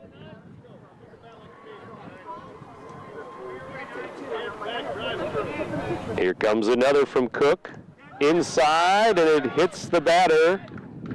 And it's going to be an RBI hit by pitch with the bases loaded. And Cook still not finding the strike zone, still wild, and it's 13-11. Yeah, that fastball just got inside and hit the left elbow there of the batter, and like you said, that's an RBI, and it's a painful way for an RBI, but I think you'll still take it if you're the Shells. And the tough catcher will get an RBI there, and that will bring in Randy Skiff, who was due up. And Cook is going to leave the mound. Now it's going to be Mike Hall. And Jake Palin was going to pinch hit too, so I think it's going to be Hall against Palin when we come back after this break. It's 13-11. Shells lead the Oilers now. You're listening to 1570 Radio Sports. If you want your car to look stunning and keep it running, then take your car to Andy's Auto Body and Complete Car Care Center. Andy's ASE certified mechanics perform oil changes, suspension repair, air conditioning repair and service, engine diagnostics, warranty maintenance, tires, brakes, and shocks, plus state-of-the-art Hawkeye alignment. Like Andy's on Facebook. Andy's Auto Body and Car Care Center with 2 locations in Alton and Maryville is your car's home away from home. Do you, Casasa? Do you have a free checking account that pays you cash? Cash like greenbacks, cash like, hi, I'm Johnny, cash like this. The massive interest you get just for putting your money into a free Casasa account. Casasa. A new word for a checking account that liberates you with no minimum balance and ATM refunds from sea to shining sea. Do you know where to get more cash? If you Casasa, you do. Do you Casasa? Don't just bank. Casasa, only available at America's finest community banking institutions. Well, each team now with 3 pitchers each, as number 1 for the Oilers, Mike Hall steps into the game. A junior up to the mound, a right-hander, and he's going to face Palin. Jake Palin will pinch hit for Skiff in the number 9 hole, so you're going to have a new pitcher, a pinch hitter, new batter, as we play on in the 6th inning with nobody out and the bases loaded. One thing Michael Hall will do is come in and throw strikes. He's not going to overpower you. He's not going to strike out a lot of guys, but he will throw strikes. And in this situation with no place to put anybody, that's what you've got to do. So we'll see what he can do coming in with the bases loaded, nobody out. And pretty tough situation here. The Shells are on the verge of breaking this game open, but I don't know if you can break the game open today. Not today. Probably not today. Here's Hall to Palin. Swing and a miss. Strike 1. Palin from the left side. Where's number 2?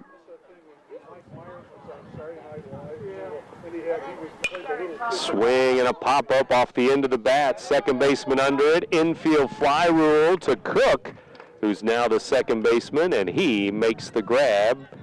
And that's 1 out. And we were looking for and saw the infield fly rule on that play, so I'm glad you helped him out there. No questions on that one. I'm still confused on the last play.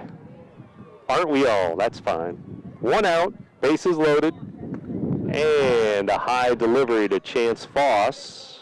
Ball 1. Of course, I guess if you just catch it, then it doesn't matter, right? That's true. You catch a pop-up on the infield, and you don't have to worry about it. There's a drive into right center field, and that's in the gap for a base hit. 1 run in. 2 runs will score as Foss drives 1 into right center field. It's 15-11. Nice piece of hitting there by Foss. A lot of times you stand in that on-deck circle and you see someone come in who's not throwing quite as hard as the previous pitcher, and you want to go up there and just try to pull the ball. And he took it and took it right over the second baseman's head into right field and didn't try to do too much, and ends up getting himself 2 RBIs and a 4-run lead now for the Shells here in the top of the 6th. 15-11, the Shells' biggest lead of the game at 4 runs. 7 different shells have driven in runs. 3 RBIs for this man, Jordan Briggs.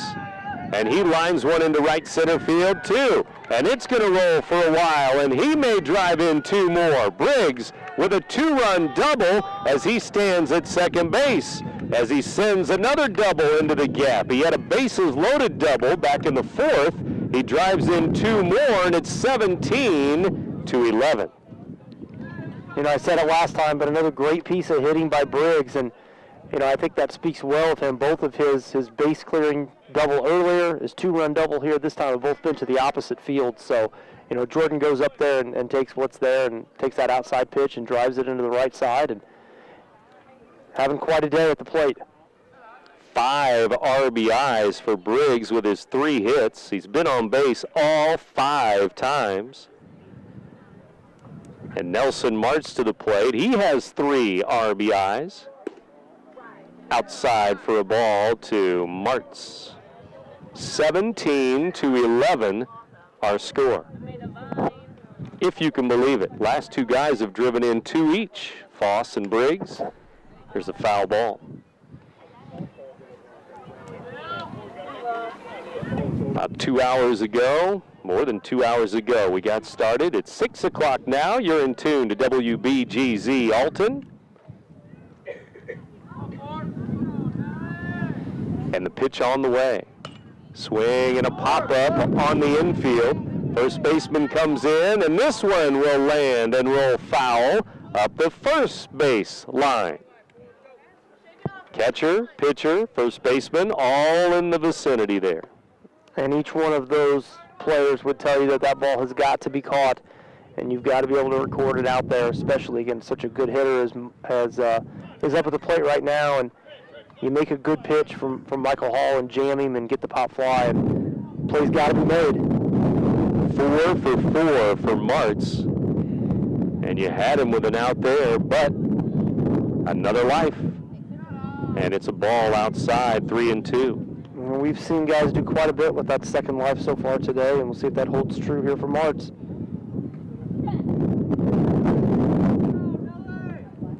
Six o'clock hour, more baseball from Wood River, and Martz pops it up again. Right fielder coming on, still coming on, can't get it. Plays it on a hop as it's blooped into short right center field. Briggs to third, and there's still 1 out. Did jam him again, but he's strong enough to get it out there. And you have the second baseman, center fielder, and right fielder all converging on that, but none of them can make the play, and he couldn't have thrown the ball in a better place to get a bloop single. He is 5 for 5 in the game. 4 singles and a homer. That brings in Levi Wallace. Hits a ball, runner going, and not in time. Martz will steal second base. Second and third, 1 out. And the Oilers did throw through that time. Luke Campbell with the attempt to get the runner out stealing, but not quite in time. Zach Walker loosening up in the bullpen for the Oilers now. Swing and a miss.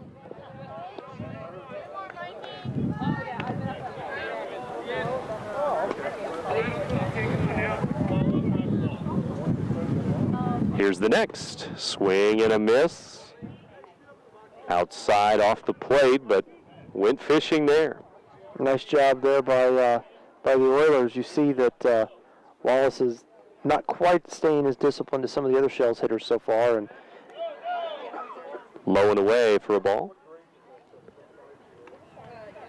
2-2 the count. And that's the tough thing. A new pitcher comes in, throws different speeds than the guys you've seen earlier, and you've got to be able to make that adjustment and stay on your back foot and drive the ball. And we've seen Briggs do that, and March is looking to do the same here. Inside for a ball. First base open. Still only 1 out. 1 out. And 7 have reached base in this inning with 1 out. Here's a roller to second. Cook will throw to first, and that will be out number 2. Briggs will score. It's an RBI, and it's 18-11 now.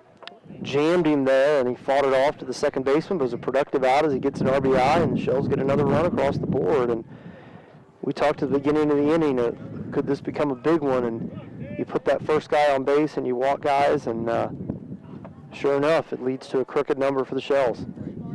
6-run inning after they scored 4 last inning. So 10 runs in the 5th and 6th innings here. Kind of a tale of two halves. Yep. First half of the game, second half of the game. You just never know. And the Oilers still have 2 more trips up to the plate, so you never know what's going to happen in the 6th and 7th. Todd will take a strike. CM in the 6th inning, hanging on to their lead on Waterloo. It's a 1-run game now. This one is low for a ball. 6-5 CM. CM led that game 5-0. Now it's 6-5 the Eagles lead Waterloo.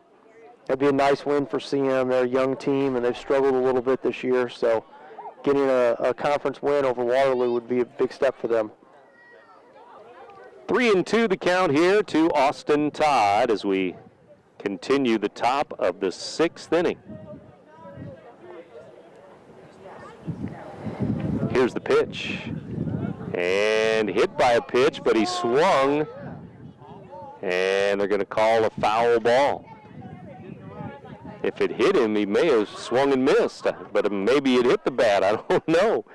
Another strange play for today. Yeah, just chalk that one up. He definitely swung at it, and it definitely hit him. So I don't know if it was a foul or if he just missed it completely, but you don't see that every day either. Here's a looping liner, and it's dropped into right field. He dumps it over the first baseman's head. It's another run, 19-11, Roxana. Taking it the other way, and he just dumped it in. We've seen a lot of bloop hits as well as the hard hit balls, too. Yeah, we've had just about a little bit of everything in this game, and you do have to credit the Shells' approach here, especially in this inning of taking the ball the other way and not trying to pull the ball. Especially once Hall came into the game, you're right. Another run comes in, and the inning gets bigger here, the 6th inning for Roxana. 7 runs in the inning, 19-11. I assume your scoreboard will go into the 20s, right? Yes, it will go into the 20s. I'm just checking. We better not. I'm just checking. Better not have to get into the triple digits, though. We don't have that. That was my next question. Here's a foul ball back. Strike 2.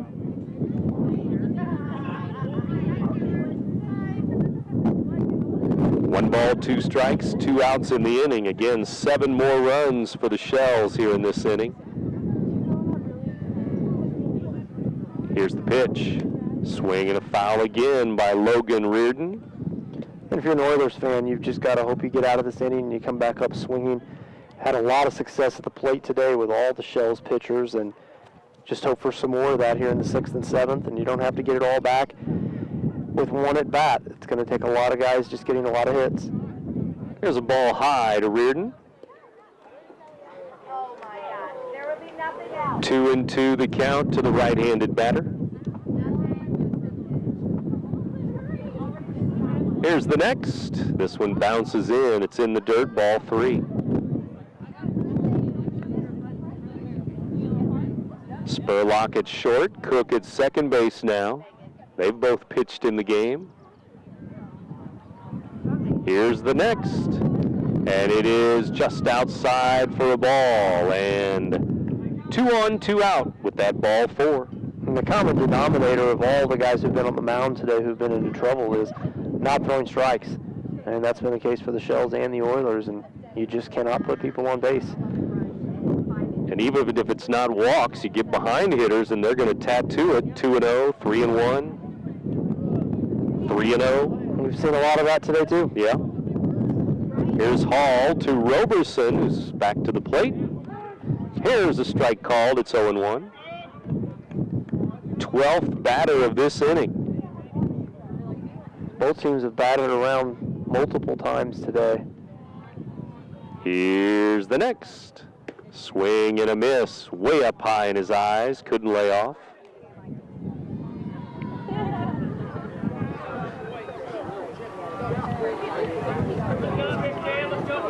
19-11.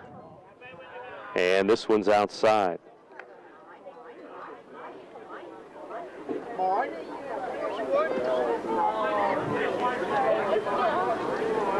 And the stretch.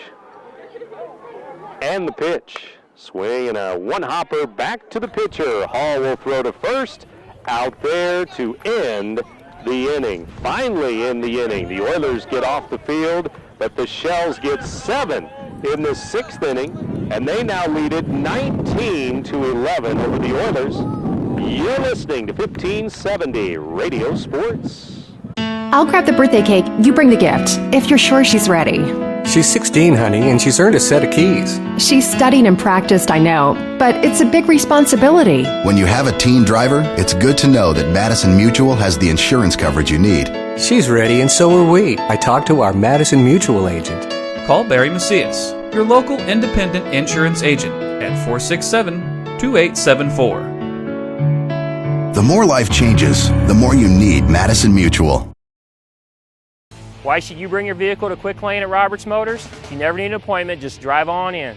Quick Lane has the guaranteed lowest tire prices around. Plus, we perform a multi-point inspection of the critical items on your vehicle at no charge every time you visit. Ford, Chevy, Toyota, or any other make, Quick Lane can service it.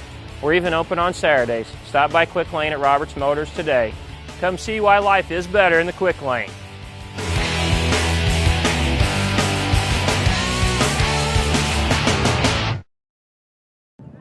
Gonzalez, Moorfield, and the number 9 hitter. Get ready, Hall, which should be in the number 9 spot now. And so we go to the bottom of the 6th inning. Here in Wood River, live baseball action for you, and it's 19-11. It was a great year, Adam, 19-11. I'm sure it was. Maybe not. But the Shells lead the Oilers 19-11 here in the 6th. Crazy game. Gonzalez, Moorfield here to start it up against Roberson. Each team again using 3 pitchers so far. And the bottom of the order for the Oilers has done some damage today too, so they're looking to get that started here in the bottom of the 6th. Gonzalez had a double earlier in the game. Moorfield's been on base 3 times, scored twice. And Roberson throws it up and away, ball 1. For the Shells, Wood the starter, then Riccardi, and now Roberson. And there's a line drive to Briggs. The shortstop will stab it. Soft liner on the infield. 1 out. It's 2 plays in a row in the last inning into bottom of the 5th and then to start the top of the 6th that looked like they might have been able to get over Briggs' head, but they were soft liners and he was able to make the play for a couple of outs. 1 out, 6th inning. Here's Moorfield. Strike called with Hall waiting on deck. Now you see that big strike zone of Moorfield coming into play there. Pitch would have been a ball high on everybody else, but it was right at his belt. Here's the next. Swing and a tap to third. Foul, strike 2. Don't forget, we still have the softball game tonight, Carrollton and Marquette from Gordon Moore Park. And then tomorrow, baseball again. The Gillespie Miners and the Marquette Explorers playing out there at Gordon Moore Park too. So 4:30 for Marquette baseball tomorrow against the Miners. Miners having a solid year, baseball. And Marquette too, with plenty of wins. There's a fly ball into center. Levi Wallace camps under it in left center field. He'll grab it, 2 down. You mentioned Gillespie, and they are having a solid year. We played them late last week. I was talking to their head coach, Jeremy Smith, and he told me that it's the first time they had been outside in 13 days. That's something else. So not only just not playing games, but not even outside practicing in 13 days. So tough to get a rhythm, but they are having a solid year. That should be a good game tomorrow. Gillespie Marquette tomorrow on the Big Z, and here's Hall, number 1. And he will fly 1 to center, dropping quickly, and it's going to drop in front of Wallace for a base hit to center, and that brings in Spurlock, top of the order. So base hit number 12, it looks like for the Oilers. Out hit 15-12 unofficially. Spurlock to the plate. And as crazy as this game has been, would not be surprised to see a 2-out rally here. Get a couple runners on, you never know.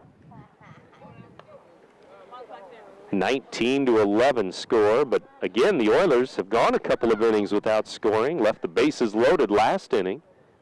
That was a big one. Big inning, the 5th. Roberson throws over. Martz holding him on. Skiff at second. Briggs at short. Foss at third. Hargrave the catcher. Roberson the pitcher. Todd in left. Wallace in center. Reardon in right field. Over but low. Ball 1 to Spurlock. His 5th at bat. He has 2 hits, 2 RBIs. Don't forget Ragus is on deck and what he's done today. Swing and a shot up the middle. Briggs is there near the bag though, and he'll scoop it and step on the bag for the force out, and that's the end of the 6th inning for the Oilers. Hit it hard right up the middle, but Briggs had him played perfectly, and that's the end of 6 in Oiler country. The Shells 19, the Oilers 11. You're listening to 1570 Radio Sports.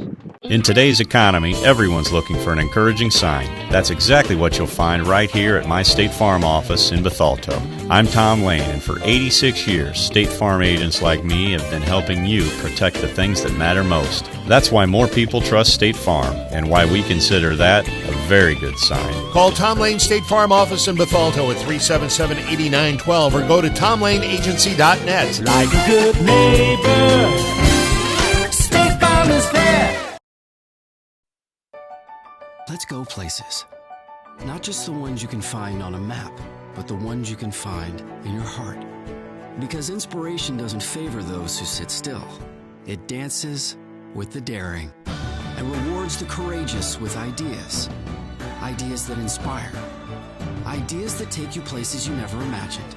Ideas big enough to make the heart skip a beat. And in some cases, maybe 2. Toyota, let's go places. 7th inning now. 7th inning here in Wood River. Play-by-play of boys baseball, and Adam Miller and Brent Birkeland back with you here as we go to the 7th. And don't forget, coming up later on, maybe later this hour, we'll get to Carrollton and Marquette. Some CM updates for you. The Eagles and Waterloo tied now 6-6 after 6 innings. Waterloo and CM. Now Waterloo takes the lead in the 7th inning, 7-6, and the softball game's the final. CM over Waterloo, 2-0. The Eagles beating the Waterloo Bulldogs in softball today. And here we have the Shells beating the Oilers in softball. In the 7th inning, they broke a 3-3 tie and won 5-3 over the Lady Oilers. And here in baseball, we have 30 runs on the scoreboard. Is that 30, Adam? That is 30. 30. 19-11, Shells lead as we go to the 7th inning. Seems more like an odd football score than an odd baseball score. Couple of safeties, couple of field goals. That's the type of game this has been, just baseball. A lot of weird things happening. Yeah. It's Hargrave, the catcher here. Skiff on deck for Roxana. Hall throws a ball. It's 2-0. 7th inning for the Oilers. Spurlock the starter, then Cook, and now Mike Hall.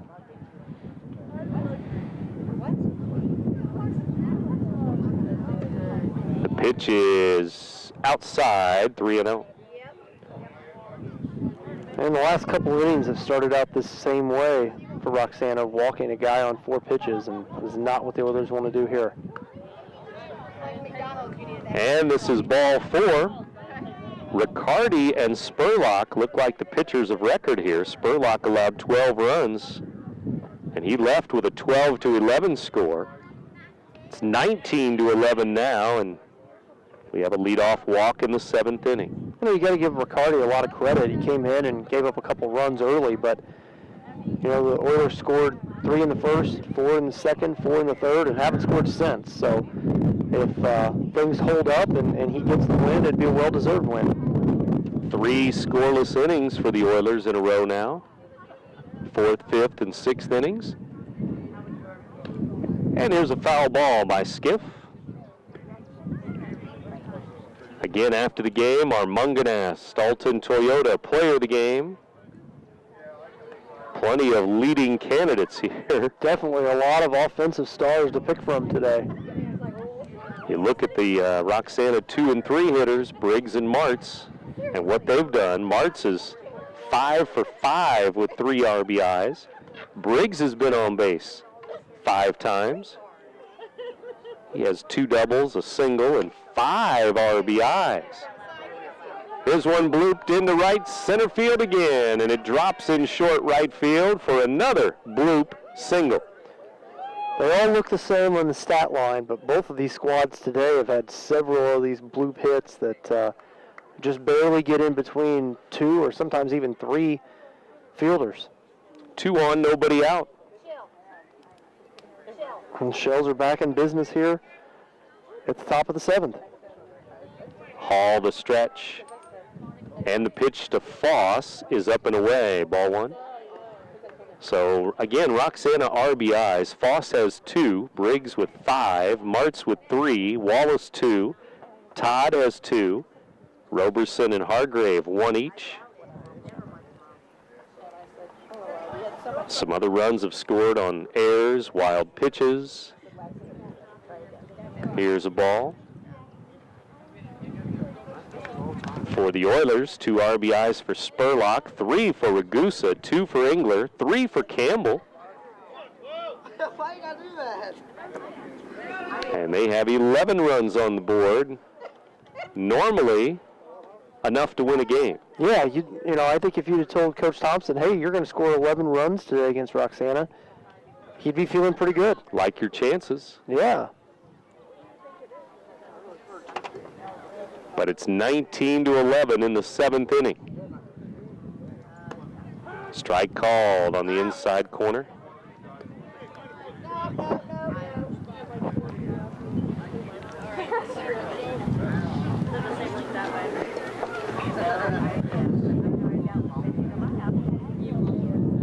The stretch by Hall. The pitch. Swing and a ground ball to third. Ragusa will step on the bag, throw over to first, and he bounces it in, safe there. So he gets the lead runner on the force out at third, and that's 1 out. Throw was just a little bit late and a little bit off the bag there. Ryan Gonzalez had to come off the bag, made a sweeping tag, but just a little bit late there on what could have been a double play ball for the Oilers. Instead, runners on first and second and 1 out for the Shells. And look who's back up. Jordan Briggs up there again. With runners on base. Here's ball 1, backhanded by Campbell, scooped out of the dirt. Both of these teams will play Carlinville this week. The Oilers have a game tomorrow. Carlinville Wednesday. I'm not sure if they have a game tomorrow or not. Then the Shells play Carlinville later in the week. Here's the pitch. It's low, 2-0. Again, Briggs has been on base 5 times in the game. And now Hall comes to the sideline. Looks like he has some blood on his hand. Maybe between his fingers there, down on the toward the back of his hand maybe, or something there. I'm not sure if it's a blister or not. Could be a blister, yeah. We're going to have a new pitcher again for the Oilers. And so, number 25, Zach Walker, is going to come into the game. Walker is going to face Briggs, and we're going to have our 4th Oilers pitcher of the game. It's going to be Walker to Briggs. when we come back for more the top of the 7th inning. You're listening to 1570 Radio Sports. Red or black, silver or gold, new or used. At First Mid-America Credit Union, they know options are important to you. That's why they've made relationships with local dealerships where you'll receive all the extras with First Mid-America Credit Union's low rates and financing done on the spot. All you have to do is decide what you want. Your car, our loans, they're made for each other. www.1stmidamerica.org or call 618-258-3168 to speak to a representative.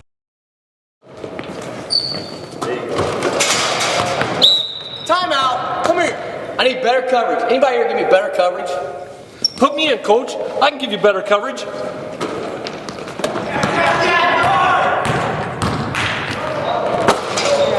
Not only can I give you better coverage, I can protect your dreams. Call me, Gerard Fisher, 466-7062. Hey, where do you want this ladder? Oh, come on, coach. American Family Insurance. 7th inning continues. Briggs, Martz, Wallace still due up here as we have a new pitcher. 4th pitcher for the Oilers today is Hall. Comes out of the game with an injury, so Walker into the game, right-hander. And he is going to face Briggs with 2 on and 1 out here in the top of the 7th inning. Runners at first and second for the Roxana Shells.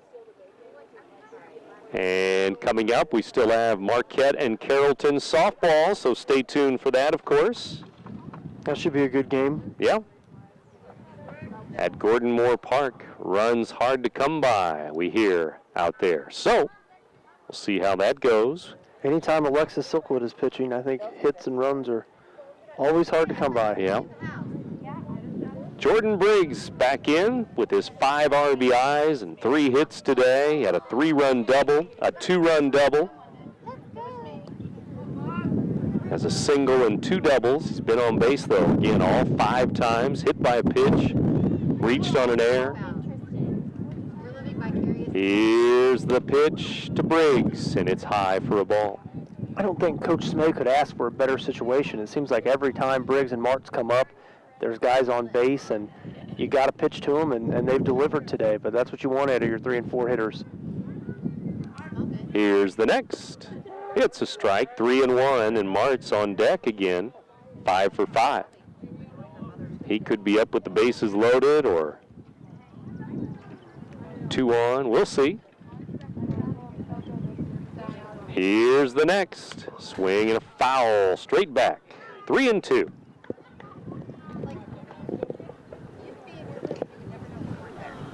Runners at first and second base. Here's the stretch by Walker. It's now 3-2. Swing and a shot into left field. That's a base hit. Into left field it goes. A run will come around third and score. And Briggs with his 6th RBI of the game. It's 20-11. Nice job there by Briggs. Got a fastball, was able to turn on it, drive it right in that hole between the shortstop and third baseman. And we've seen him do it all pretty much today. He's taking the ball to the right side of the field. He's pulled the ball down the left field line. Just a great job at the plate today by Jordan Briggs. On base 6 times. And here's Martz, 5 for 5 with 3 RBIs. And he takes low and away, ball 1. 1 out, 2 on. Oilers and Shells battling here. Next to last day of April. And the pitch. It's a ball.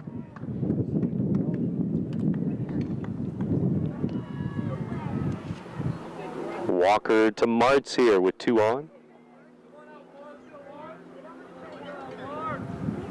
And you know Martz would like to get another hit and go perfect 6 for 6 today. He'll take a strike. It's 2 and 1. The Shells have scored 11 runs in the last 2 innings. They've scored another here in the 7th now. They've scored in every inning again, but the 2nd inning when they went down 1-2-3 in the 2nd inning, there's a fly ball into right center field, and it's going to be down and in the gap. right center field. That'll drive in a run. Briggs over to third. Martz with a double, and it's 21-11.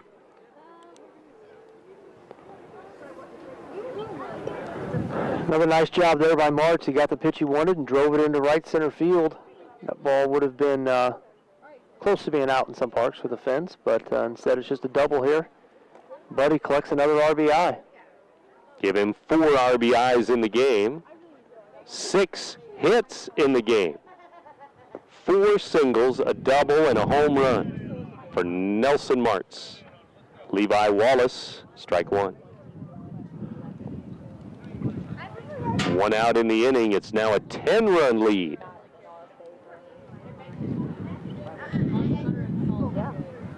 Wallace ready. The pitch on the way. Here's a chopper to third. Ragusa comes in, throws to first, a wild throw, and it goes out of play, and 2 will score. 1 RBI, and the other run scoring on an error, and there's still only 1 out. 23-11. You wonder if Aaron Ragusa wasn't able to get a good grip on that ball. He had plenty of time. Don't think he was trying to rush the throw or anything. Just wonder if maybe he didn't get a good grip on it, and that's why it went wide. But ball goes wide, out of play, and another run scores. And the Shells are still in business here in the 7th. That's 3 RBIs for Levi Wallace. The other runner scoring on an error. Here's Austin Todd now. The pitch. Low, ball 1. You know, if things stay the way they are right now, and if you were to read about this in the paper or something tomorrow morning, you might think that it was a totally lopsided game, and the score may indicate as such, but a very competitive game for the first 4 to 5 innings. Roxana took the lead at 12-11 in the 5th inning.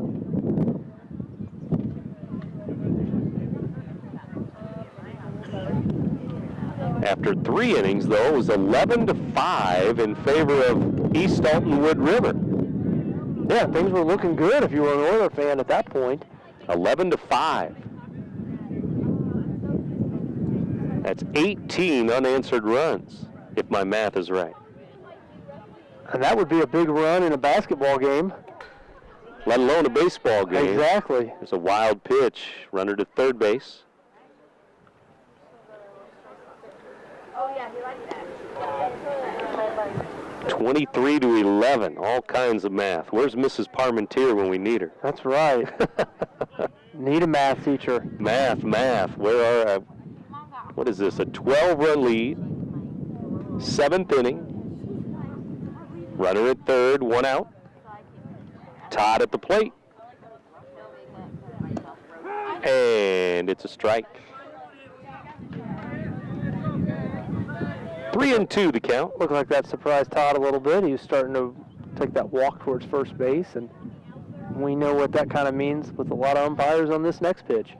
Better be swinging if it's close. 3-2, and just outside, ball 4. Well, that classic baseball karma didn't work out right there. Nope. Logan Reardon to the plate now, with 1 out in the inning. So the inning continues for the Shells here, and Oilers would love a double play ball. Reardon has been on base the last 4 times in a row, last 4 innings in a row.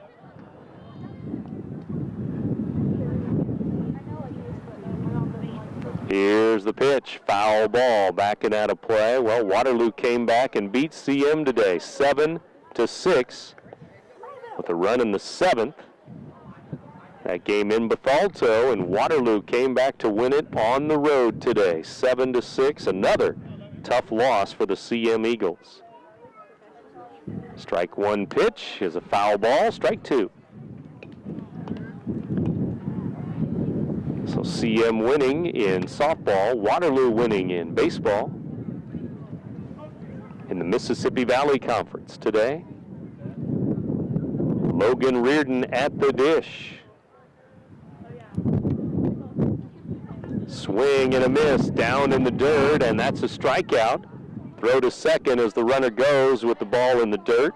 Safe there. Second and third, 2 outs on the strikeout.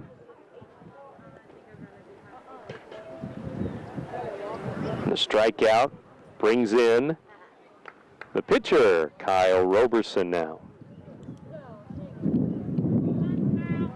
He's been on base 3 times, has an RBI. Oilers looking to get this last out here and get back up to the plate and see what they can do. Ball 1, low.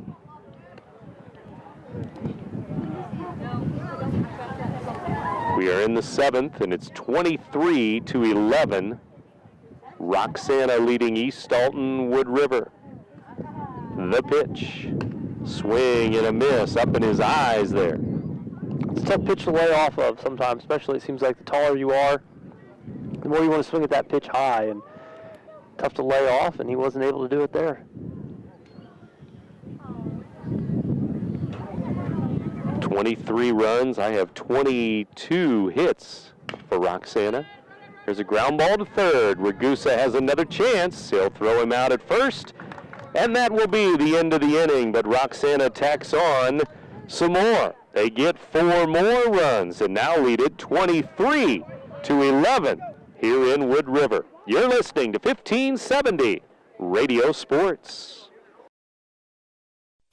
If you want your car to look stunning and keep it running, then take your car to Andy's Auto Body and Complete Car Care Center. Andy's ASE certified mechanics perform oil changes, suspension repair, air conditioning repair and service, engine diagnostics, warranty maintenance, tires, brakes, and shocks, plus state-of-the-art Hawkeye alignment. Like Andy's on Facebook. Andy's Auto Body and Car Care Center with 2 locations in Alton and Maryville is your car's home away from home.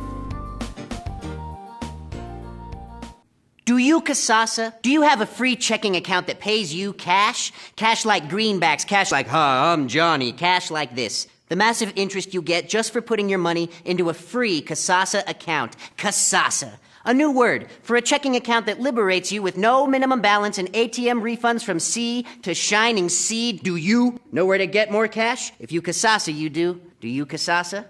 Don't just bank. Casasa, only available at America's finest community banking institutions. Ragusa, Cook, and Engler, bottom of the 7th inning now here in Wood River. Welcome back to the ballpark here at East Alton Wood River High. With Adam Miller, Brent Berkland with you, and lots of runs in case you missed the first part of the game or maybe tuning in the last couple of innings. 23-11. The Shells lead the Oilers, and the Oilers led this game at one point, 11-5. 18 runs in a row have been scored by Roxana in the last couple of innings. And you got to give them credit. Like you said, they got down, never quit, kept grinding out at bats, and were very patient at the plate. And of course, they got some help from the Oilers, a lot of walks, a few errors, but good job by the Shells here today, and a good win for them if they're able to hold on here in the 7th. This is the first time, according to the sheet I have, that the Oilers have been in double figures this year with 11 runs. And you look at Roxana, well, they scored 15 runs against Bunker Hill, won 15-14. So that would be their highest output until today, obviously. That would have been another crazy game, 15-14. Yeah. 7th inning, bottom of the 7th inning. Roberson tries to close it out. Swing and a foul ball. It's 0-2 here. Aaron Ragusa again, single, double, triple, and a walk. 3 hits, 3 RBIs.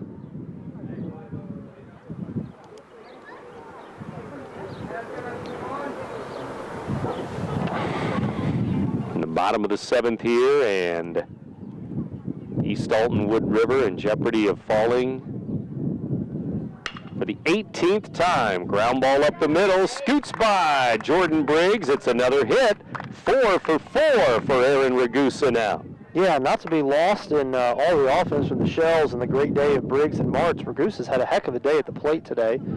Another base hit, just a home run shy of the cycle, but hit that ball hard up the middle and right underneath the diving Briggs. Get the leadoff hitter on for the Oilers here. You never know. And Jeremy Cook stands in. He has 1 hit.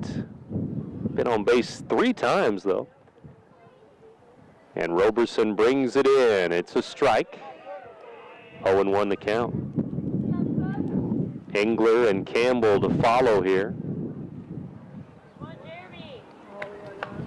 Jeremy Cook waits from the right side. Right-hander Roberson brings it in. Swinging a ground ball up the middle. Briggs has it. He'll step on the bag, throw to first, and that's a double play. 6-3. The shortstop Briggs steps on and throws on. Nice play there by Briggs. Couldn't have hit it into a better spot for him. Cook hit it hard, but Briggs was right there, moved to his left a couple of steps, and right there by second base, stepped on it, made the easy throw over to first for the double play, and the Oilers are down to their final out. And again after the game, our Mungadast Alton Toyota player of the game. 2-hour and 45-minute game so far. The pitch. Swing and a tap foul by Cody Engler. At least it's one of the better spring days to be out for 245. Exactly. Those other days, there's been days. I was talking to our softball umpires before the game, and they told me this was only their second time all year of wearing short sleeves. And still being cold, even if you're layered up and bundled up. Here's a roller to second. Second baseman throws to first for the out to end the ball game. A Roxana victory here in Wood River today.